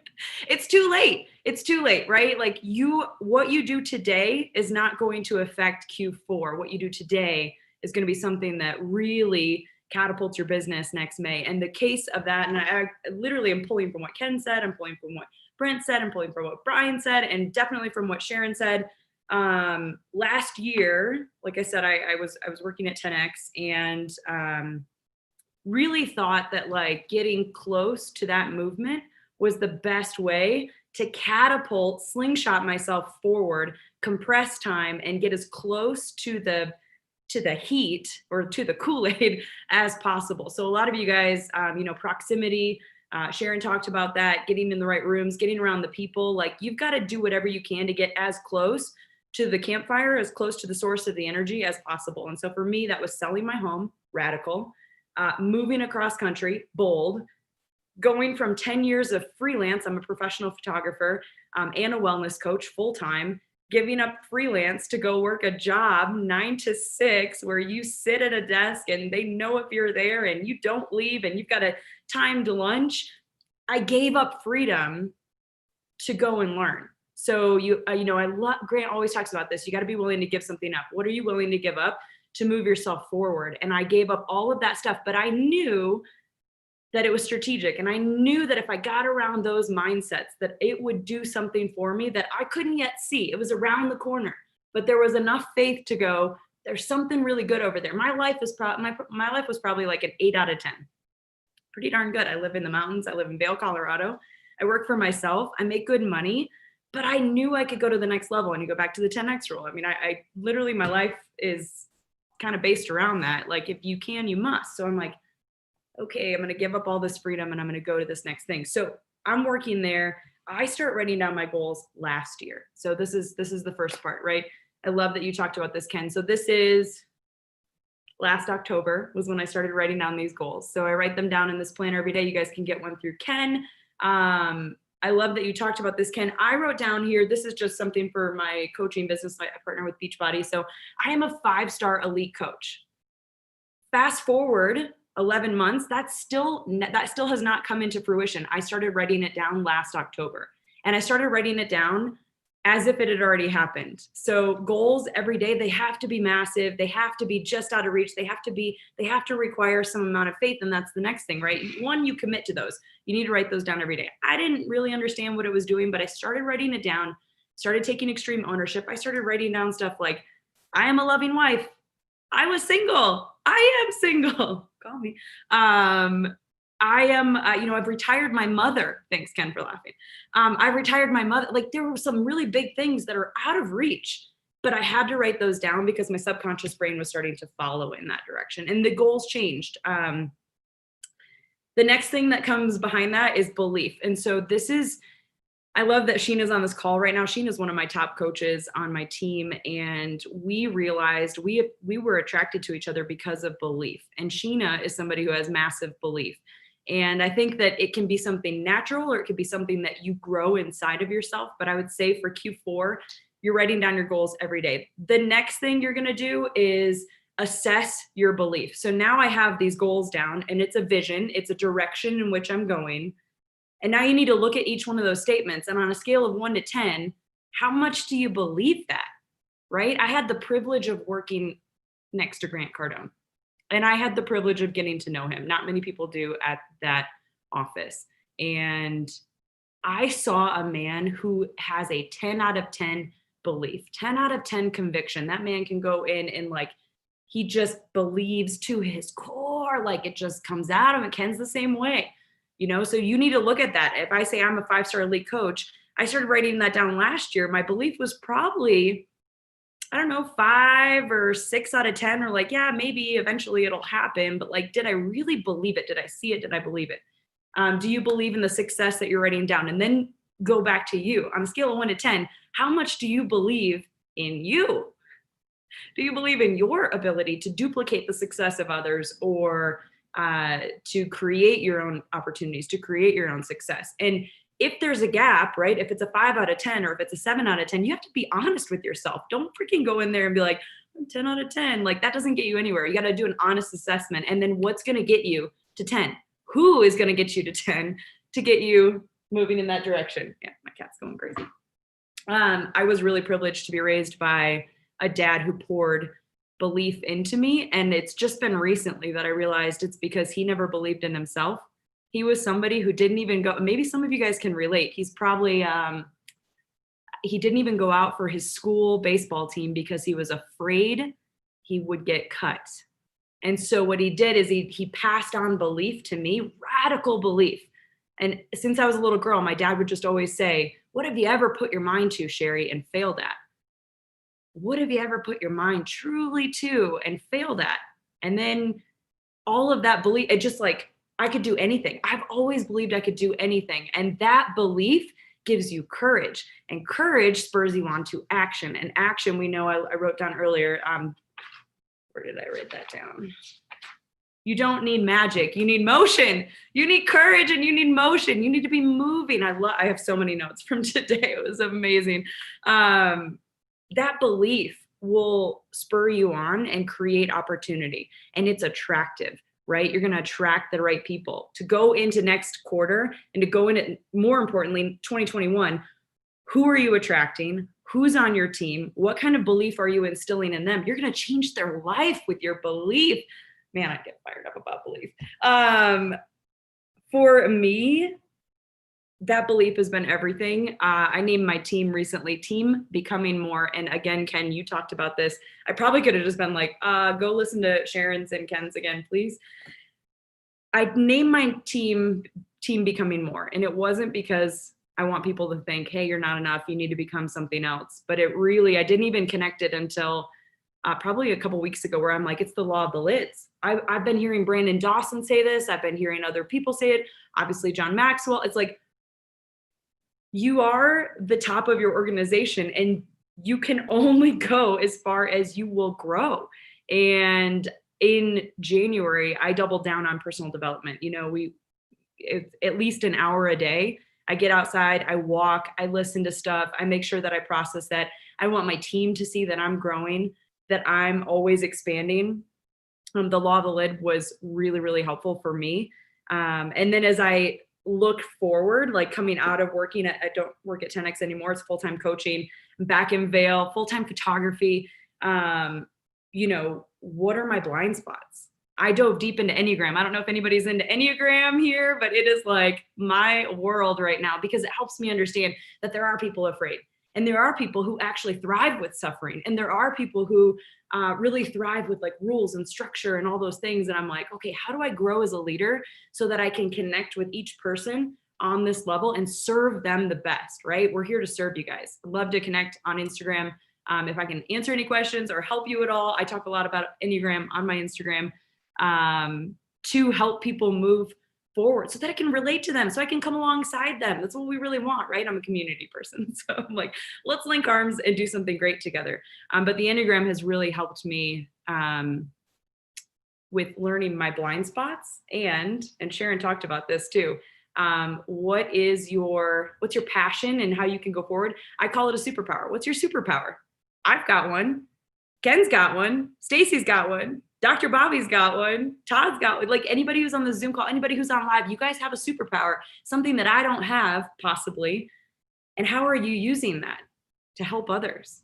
Right? So powerful. Anyway, that's all I have for you guys. I could go on, but I'm going to keep it short. I know we're a little bit over time right now. Sherry, you said something just a minute ago, and this is, again, man, every one of you guys that are on here, obviously we're close, but one of the things you said just a minute ago, when you're talking about your Enneagram, you were talking about looking at your weaknesses. Yeah. Why don't people want to face their weaknesses? Okay, it depends on the Enneagram, because there are some numbers who are like, oh, this is my weakness and this is what's missing. I would say that, in general, entrepreneurs and business people, sales are an Enneagram 3 or an 8. And, 3s don't want to deal with failure. 8s just want to steamroll over it. I don't know. I don't know why people don't want to face that. It's kind of scary. It's like, but man, that is literally like, the message is in the mess. Like you got to go into the mess and like, you're going to find. So what's that process look like for you then? Like you're doing your Enneagram. I know you're a freaking perfectionist. Like you want it, you and I are a lot alike on that side. So what does that look like for you? What's that process look like? You're reading through there, you're looking at specifically on the Enneagram, whether it be a DISC profile or a Strength Finds 2.0 or Myers-Briggs, whatever that is, you're looking going, okay, here's my weaknesses. How do you process through that and attack those things? Thank you. That perfectionist. I'm actually not the perfectionist on the Enneagram because I'm kind of a procrastinator, but I took some time. So in every transition of life, if you're in transition right now, if you're going from one thing to the next, take some time. Ken told me this. He sent me a journal. Take some time, journal about it, find out where you're at. And I think of this in relationships too. Like you always change in a season, and take some time to just really reflect and then look at the vision for future, just so that you can have some clarity and some time. And I actually hired an Enneagram coach. Again, I'm just somebody, I make decisions quickly. And I was like, this is the person, Grant always says this, it's a who, right? Who can get me to the next level. And so this guy, I had watched some of his videos. I respected him. I found him credible. He was a pastor. I knew that he loved Jesus. So that was going to be in alignment. He wasn't going to lead me astray with the coaching. And I did 6 coaching sessions with him, and I put my money down and said, hey, I just want to have some conversations so that I can peel back some layers there. So the Enneagram, I love the DISC, and that's more of like strengths in business. The Enneagram shows you the shadows of your personality, the things that are under the surface that are like, why do I do that? Enneagram 3s are achievers because they attach their self-worth to their achievement. If they stop winning and they stop achieving, then who are they? Right. So I had to go, wow, I've got some work to do in these areas. And if I do, I bet some other people do too. To the degree that I can grow, I can help people. So man, I got a team becoming more. I got to become more. I got to grow. I want to become so developed, personally developed, that I can help more people. That's a long-winded answer, but I love the Enneagram, and I'd love to talk about it all day. I'm going to start. I love that, girl. The best way to connect with you? Instagram at Sherry Innis, SHERRIINNIS. Love it, girl. Thank you so much for being with us. Thank you. Thanks for having me. Love you, girl. Love your passion. Love your heart. You guys check out more of what she's doing. Phenomenal Instagram. She has the best Instagram stories and pictures. And I'll say this to you, in building all of our brands and businesses, I spent 2 entire days shooting photos. I paid $11,000 for video and photo shoot for 2 days. Why didn't you call me? Well, again, we get on the beach. Nate and I get on the beach with you after dinner, and literally, there was like 8 pictures I liked out of the 1,000 that they took. We literally get with you in 5 minutes, and there's 3 pictures. Dude, I love this picture of me. Like I'm one of those people that hates taking pictures and hates the pictures. And literally, it was perfect. You have a gift and a talent to do what you do. Thank you. Can I add some value real quickly just before we get off? Yes, ma'am. If you guys, anybody who's tuning in on live, if you're on a Zoom call, we do a lot of stuff virtually right now. So right now I'm facing a window. This is the photographer adding value. You want to face a window. The window light is the most flattering. Women, it fills in the smile lines. It makes your eyes pop. So I've got my computer facing me, obviously, but I'm facing a giant window. So if you're looking to take better pictures or look better on your Zoom, face a window directly. Yeah, and you guys connect with Sherry. She's got her little selfie school deal that she does as well. She's ridiculously gifted on doing photography and what she does. Absolutely phenomenal, and she's an amazing human being to top. So I love you, girl. Hey guys, our next and final host today is my really good friend Nate May. Sherry talked about who earlier, and she talks about how Grant talks about the who. This guy is a who for me, and has been a who for me since the first time I met him 20 years ago, as he emceed for a little known author named Dr. John Maxwell. And I walked up on stage. Nate was pitching the cassette tapes and the books for Dr. John back then, and walked up and we met each other, realized we lived 10 minutes away, and we've been friends. And Nate really is the magic guy behind the curtain, who has helped birth our Grow Stack Drive brand, McKen Johnson team brand, pretty much everything we've done. This guy makes our team look really, really well, and honored to have him. I love you, buddy. Oh man, hey, thanks, Ken. I'm honored to go last. Hopefully some people stuck around. You know, they don't know what kind of show they're in for now. I'm just kidding. Hey, Sherry, great job. Dr. Bobby, Brent, Brian, Sharon, Ken. It was just great to be a part of such a cool lineup of individuals that brought great value. But, you know, Ken asked me to come to prepare to talk about Q4. And I agree some of the sentiments that Sherry said when it says that, you know, whatever you do now, you can't really prepare for Q4. And Ken already said the word. Like, I'm going to talk about a word called authenticity. I think whether you're going to work on a relationship, whether you're going to work on your business, whether you're going to work on yourself, I'm going to encourage you in Q4 to focus on the word authenticity. And there's really things you're going to pull out of this. I want you to focus on who you are becoming, who you are serving, and who you are living life with. Let me say those again. So what makes up an authentic life, an authentic self? And to give you a little background, I've been working with speakers and authors since I was 21 years old. I got my start with a guy by the name of John Maxwell, helped him build and sell his first company. Went on from there to work with a guy named Jordan Rubin, who wrote the book, The Maker's Diet, who owned a company called Garden of Life that just sold to Nestle for $1.7 billion with a B. Went on to rep guys like John Ortberg. I've done projects with Tony Schwartz, who wrote The Art of the Deal with Donald Trump. I've done projects with the late Stephen Covey, Jack Welch, Kim Blanchard, Zig Ziglar, Peter Lowe. So I've been around thought leaders, and that's really my background.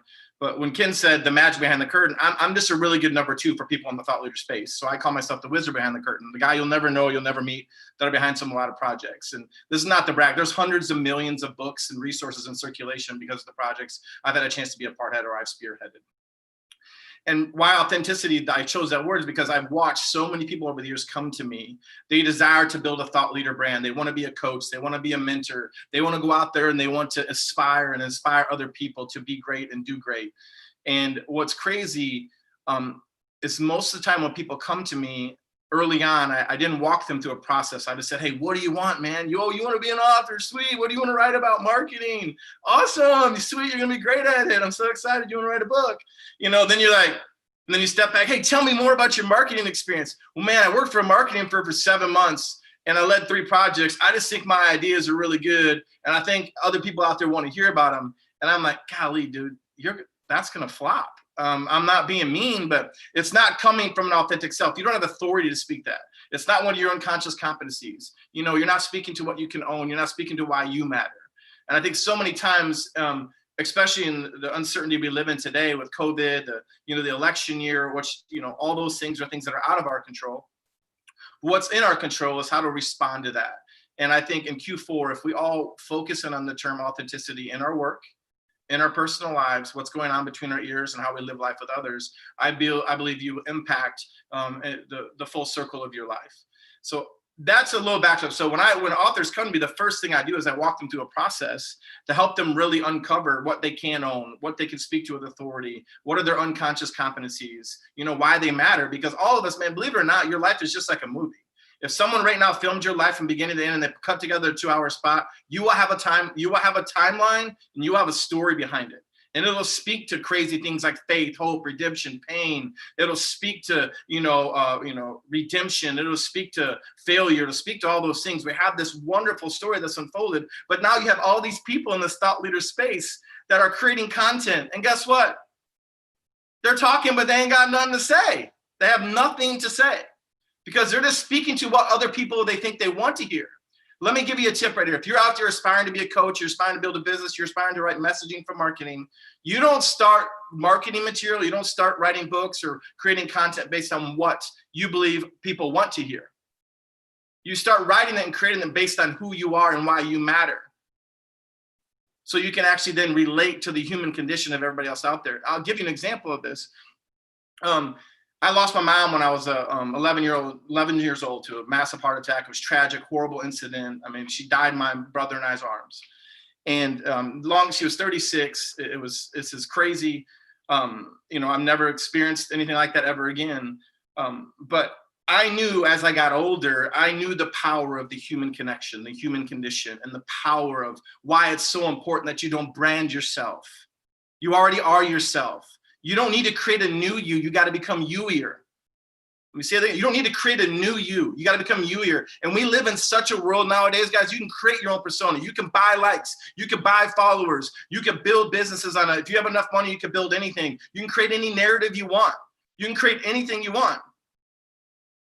And the reality is, the fact is, what we have to get back to is connecting with the human condition of other people based on who we are and how we're wired up. Because that's where the power is. That's how you create something powerful that will impact generations, not just get somebody's attention for a brief moment. That'll only take up a 30-second of their mind share based on a post. But when you speak to from who you are and why you matter and what you can own, what you're really creating is this connection with another human being that can never be broken. And my example, I'll come back to it, is when I was a kid, I lost my mom. So now, just, someone ever tells me they lost their parent, they could look me in the eyes and I could look them in the eyes. All I'd say is I lost my mom too when I was young. Do you think I have to say anything else to earn that person's respect when it comes to actually maybe speaking to them, helping them a little bit more, serving them through the process of grieving through their pain? Same for people on this phone that have been through a divorce or breakup in a relationship. If somebody's, married and happily married, I'm happy for them, I'm so all about that, but I'm divorced now. So if somebody else is divorced, I know how to have empathy for that individual. I know the pain of what it's like to deal with a broken heart. I know the pain of what it's like to be a single dad of 5 kids. I have 5 kids, 18, 16, 14. And, you saw my twins come in earlier. My 8-year-old twins, they're on fall break right now. So not only am I speaking at a conference, running a business, I'm also making sure my 8-year-old twins have crafts and, I'm painting jobs by number, arts and crafts, all these things going out there. My whole point is this. There's more content created on the planet every day than the history before it. Take that in for a moment. And this generation, there's more content created every day, even more rampant now in COVID because of the amount of content that's being recorded and produced, is created in one given day than in the whole history before it. If you want to separate yourself from the pack, you want to separate yourself from other companies, then you better work on your authenticity. And when I say work on that, you can't create that. It can't be manufactured. It's something that comes from deep inside. So what I mean by that is you have to focus on who you are. And I have a bracelet here that I wear. I pick a word every year. And my word this year was who.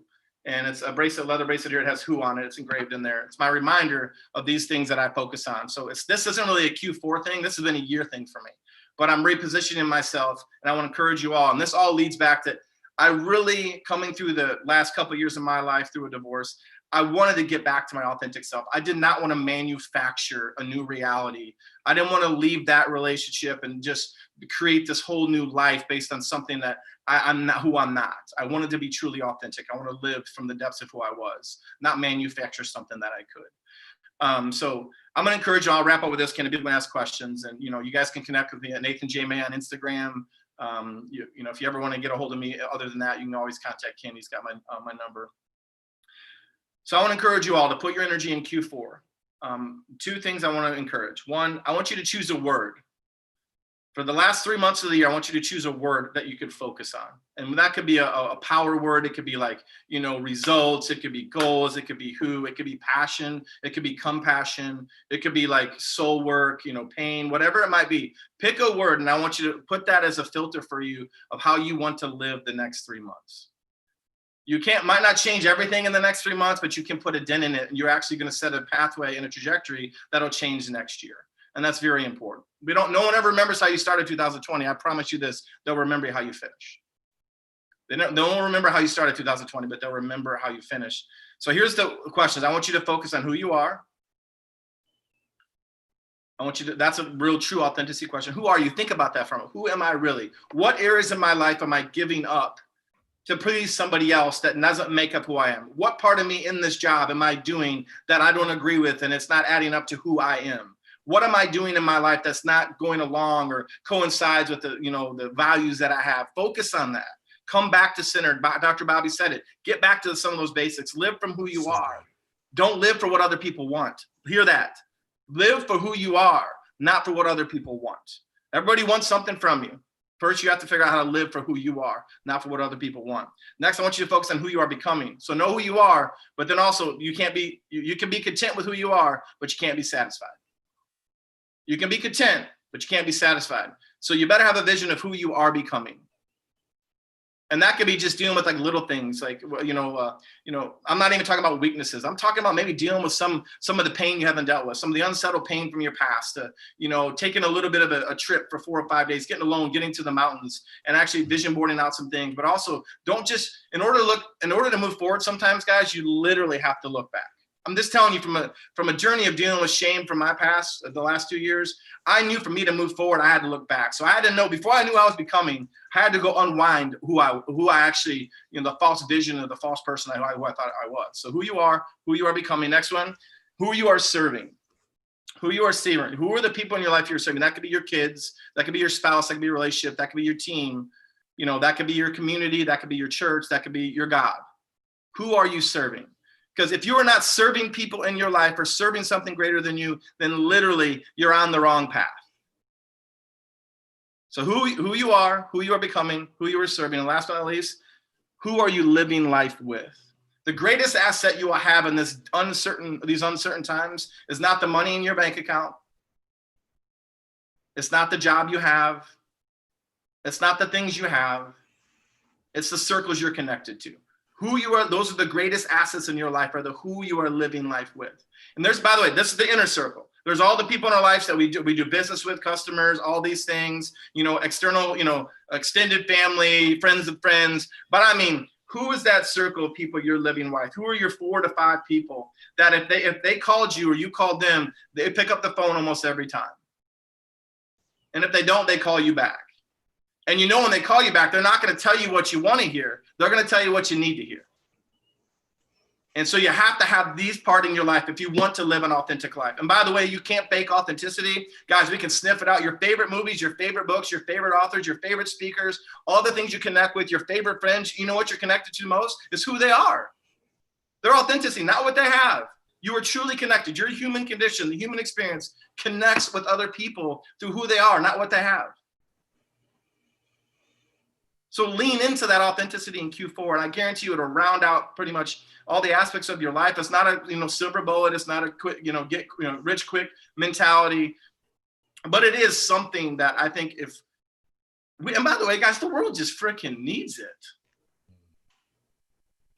We just need some true, authentic people to stand the flip up and not be afraid to share their voice, to share their opinion, share it with love and compassion. Do it from a place of authenticity. Do it from a place of ownership. That, man, this is how my life was. I'm not ashamed of where I came from. I'm not ashamed of where I'm at. I know where I'm heading, and I'm going to be a part of the solution, not the problem. That's authentic people, not people creating false narratives for personal gain. Not people out there capitalizing on a market that's down. I get all that. Be a businessman. I believe in capitalism 101. I'm talking about truly being a human, a freaking human being that can live from the depths of who they are, that are really intentional about who they are becoming, that they really are out there serving other people. They know who they're serving. They know why they're freaking here. They know why they get 2 feet hit the floor in the morning. Then last but not least, Focusing on who you're living life with. Ken's a who for me. Dr. Bobby's a who for me. My friend Kevin Ford's a who for me. I mean, these men, guys, when I could not get my freaking ass out of my bed a year ago, because I was dealing with depression, anxiety, and fear, trying to be a single dad of 5, run a company. I was broken, deeply broken. But me, this is the cats when I told them, man, you know what, guys? I need to focus on who I am. I need to focus on who I'm becoming. I need to know who I'm serving. I need to know who I'm doing my life with. And I need guys like you in my life that when my feet don't want to hit the floor, that you won't let me stay in my bed. Those are authentic people. And if you don't have authentic people in your life, you better find out why the freak you don't. There's a reason. Nate, would you say that people don't have authentic people in their life because they're afraid to be authentic themselves? Yeah, it's a natural part. When you become a student of the human condition, you'll learn really quickly is like, we all have the first capacity based on how we're wired up biology-wise is defense. It's not offense, it's defense. So when you actually open your human heart to the world around you, to other people, what you're doing right now is you're no longer on defense. You're not defending yourself. You're opening yourself up to actually be hurt. Yeah. So we are preconditioned, whether you believe in God or not, or by the way, there's this beautiful thing that God put in us. It's called a brain. And the way this thing's wired up, and when you want to study this stuff, like I was diagnosed with true PTSD just from the trauma of my childhood I never dealt with, and I've dealt with that the last 2 years. I didn't realize that just the biology of the brain says this, that if you went through trauma, this is how cool I think God is your brain literally, biologically, neurologically, physically rewires itself to predispose you to not go through that kind of pain again. So that's why people don't open up and live from their authentic, because typically, guys, we all have baggage. We all have freaking deep pain. And the reality is we really don't want to open up. We don't really want to share people what you're really going through. You kind of give them a little taste of it. A little bit, hey, yeah, I'm struggling. Yeah, my marriage it hurts a little bit. Yeah, but they don't know you're freaking, you're so far down in the drain of depressed and anxiety and filled with all these things. And the only way you come out of that is vulnerability. If you want to if you want to be authentic, by the way, and really live an authentic life, it is painful. It can't be rushed. There's no shortcut to be authentic. No shortcut. It's good. And last but not least, it's by the way, it can't be done on your own. It's got to be done in community. So that's why I think people naturally don't want to. We're naturally adverse to pain. We naturally want things now, and we naturally we will lean away from community when it comes to the dark parts of our life. You want to tell everybody, if you're laying in the bed like you talked about earlier and didn't want to get out of bed, you want to tell them what I do to you when I come in your room? Yeah, you jump on top of me, jackass. But I literally am like, dude, if you don't get out of bed, I'm gonna jump on your ass. Hey, listen, I encourage all you, because I know this, and that's one of the things that's very important. And because I thought I was inferior to it, but once I finally came out of my own and I was willing to be open with my friends and say, man, I'm struggling today. I'm dealing with deep anxiety. I'm dealing with deep depression. Dude, guys, if you're not asking people in your life right now if they are struggling, just so you know, everybody on this freaking call, that you're within a hands touch, one phone call away, one word away from asking somebody, no, I'm not asking how you're doing and you say good. I'm asking, how the frick are you doing? The world is on fire. I know you lost your job. How are you really doing? I'm not talking about, can I just help you get a job? Like, no, how is it going between your ears? How's your heart? Are you thinking about things that, man, are you thinking about bad things? Are you concerned? Be authentic in people's lives and be bold enough to ask those freaking questions. Yeah. That's authenticity to me. So Q4, you want to change your business. This might not be the message for you. You want to change your life and you want to change the lives around you, then I guarantee you live from a freaking authentic point of view. And you should, I tell you what, you will impact people's lives. I don't, by the way, I give 2 shits about success. I don't. I've made enough money in my life. I'll make enough money. Great, cool. That's just me. I'm on this stage of life. I'm in the second half. I'm 43. I'm looking to live significant. I'm looking to create an impact. I'm looking to leave a legacy. I'm not just chasing paychecks. If that paycheck isn't tied to who I am, if it's not tied to who I'm serving, who I'm becoming, who I'm living life with, I don't want none part of it. You can get the best idea in the world. I'm good. I'm good to go. God bless y'all. So, any questions? I don't know. I probably went I did. Everybody, you're good. I just took the mic. Everybody did. Rent like went 79 minutes, I think. Bobby, Sherry's the only one that was nice and freaking stayed on time. You can I went early and Sharon Lecter went right at 10 minutes. So you can drop the mic and walk off the stage. But guys, I will say this. for Nate, when he speaks to authenticity, he speaks from a very vulnerable place. And I will say this, that there is a ton of purpose that has come out of his pain. And he really has helped other people walk through very difficult seasons. Because, and this is what one of the things Nate talks about and teaches people, when you get in touch with your true authentic voice, and I know Nate touched a little bit on that, you're able to speak into people's lives in a way because you've been through what they've been through. Bro, I love you, man. And wouldn't want, man, if you want to inspire people, speak whatever you want. You want to change somebody, speak from your authenticity. Everybody can be inspired. It's very hard to help change somebody's life, but that comes from a deeper part of the soul. I would not want to take this journey with anybody else. As we close, Nate, give everybody a 90-second overview of our GSD code and what we just put together for people. Man, we got Grow, Stack, and Drive. We wanted to create an actual process, not just a stagnant, another curriculum. Once again, there's so much content out there. What's a differentiator? You can go buy any course. You can do anything. We want to create an experience that was an extended period of time. It's a 6-month actual commitment from an individual, like 6 months. By the way, go study change for a little bit. Ain't going to happen in a month. Ain't going to happen from an 8-hour course. Ain't going to happen from a 6-day challenge. Those are all great. Those are our starters. We created the Grow, Stack, Drive to focus first on the mindset, limiting belief systems. That's what Grow is all about. We created a curriculum that's tied to online mentoring. We meet every Wednesday night at 8 o'clock. We also have a boot camp that's tied to that. So there's 3 different packages you can choose within if you're interested. But if I'm on that every Wednesday night, I'm the MC of the Grow, Stack, Drive initiative. I'll be there in Nashville with Ken in November. But then second, we have the stack side of this. This is where we have to build strategy. Once you get your mind right, get your head right, get your limiting beliefs, put in work to those. Now you can actually build strategies with a clear mind and a clear heart. And once you can build those strategies, you can be more effective. So that's both personal strategies and strategies for your business. And last but not least, man, if you want to actually, if you want to drive results, if you want to drive, new things in life, you have to grow your leadership capacity.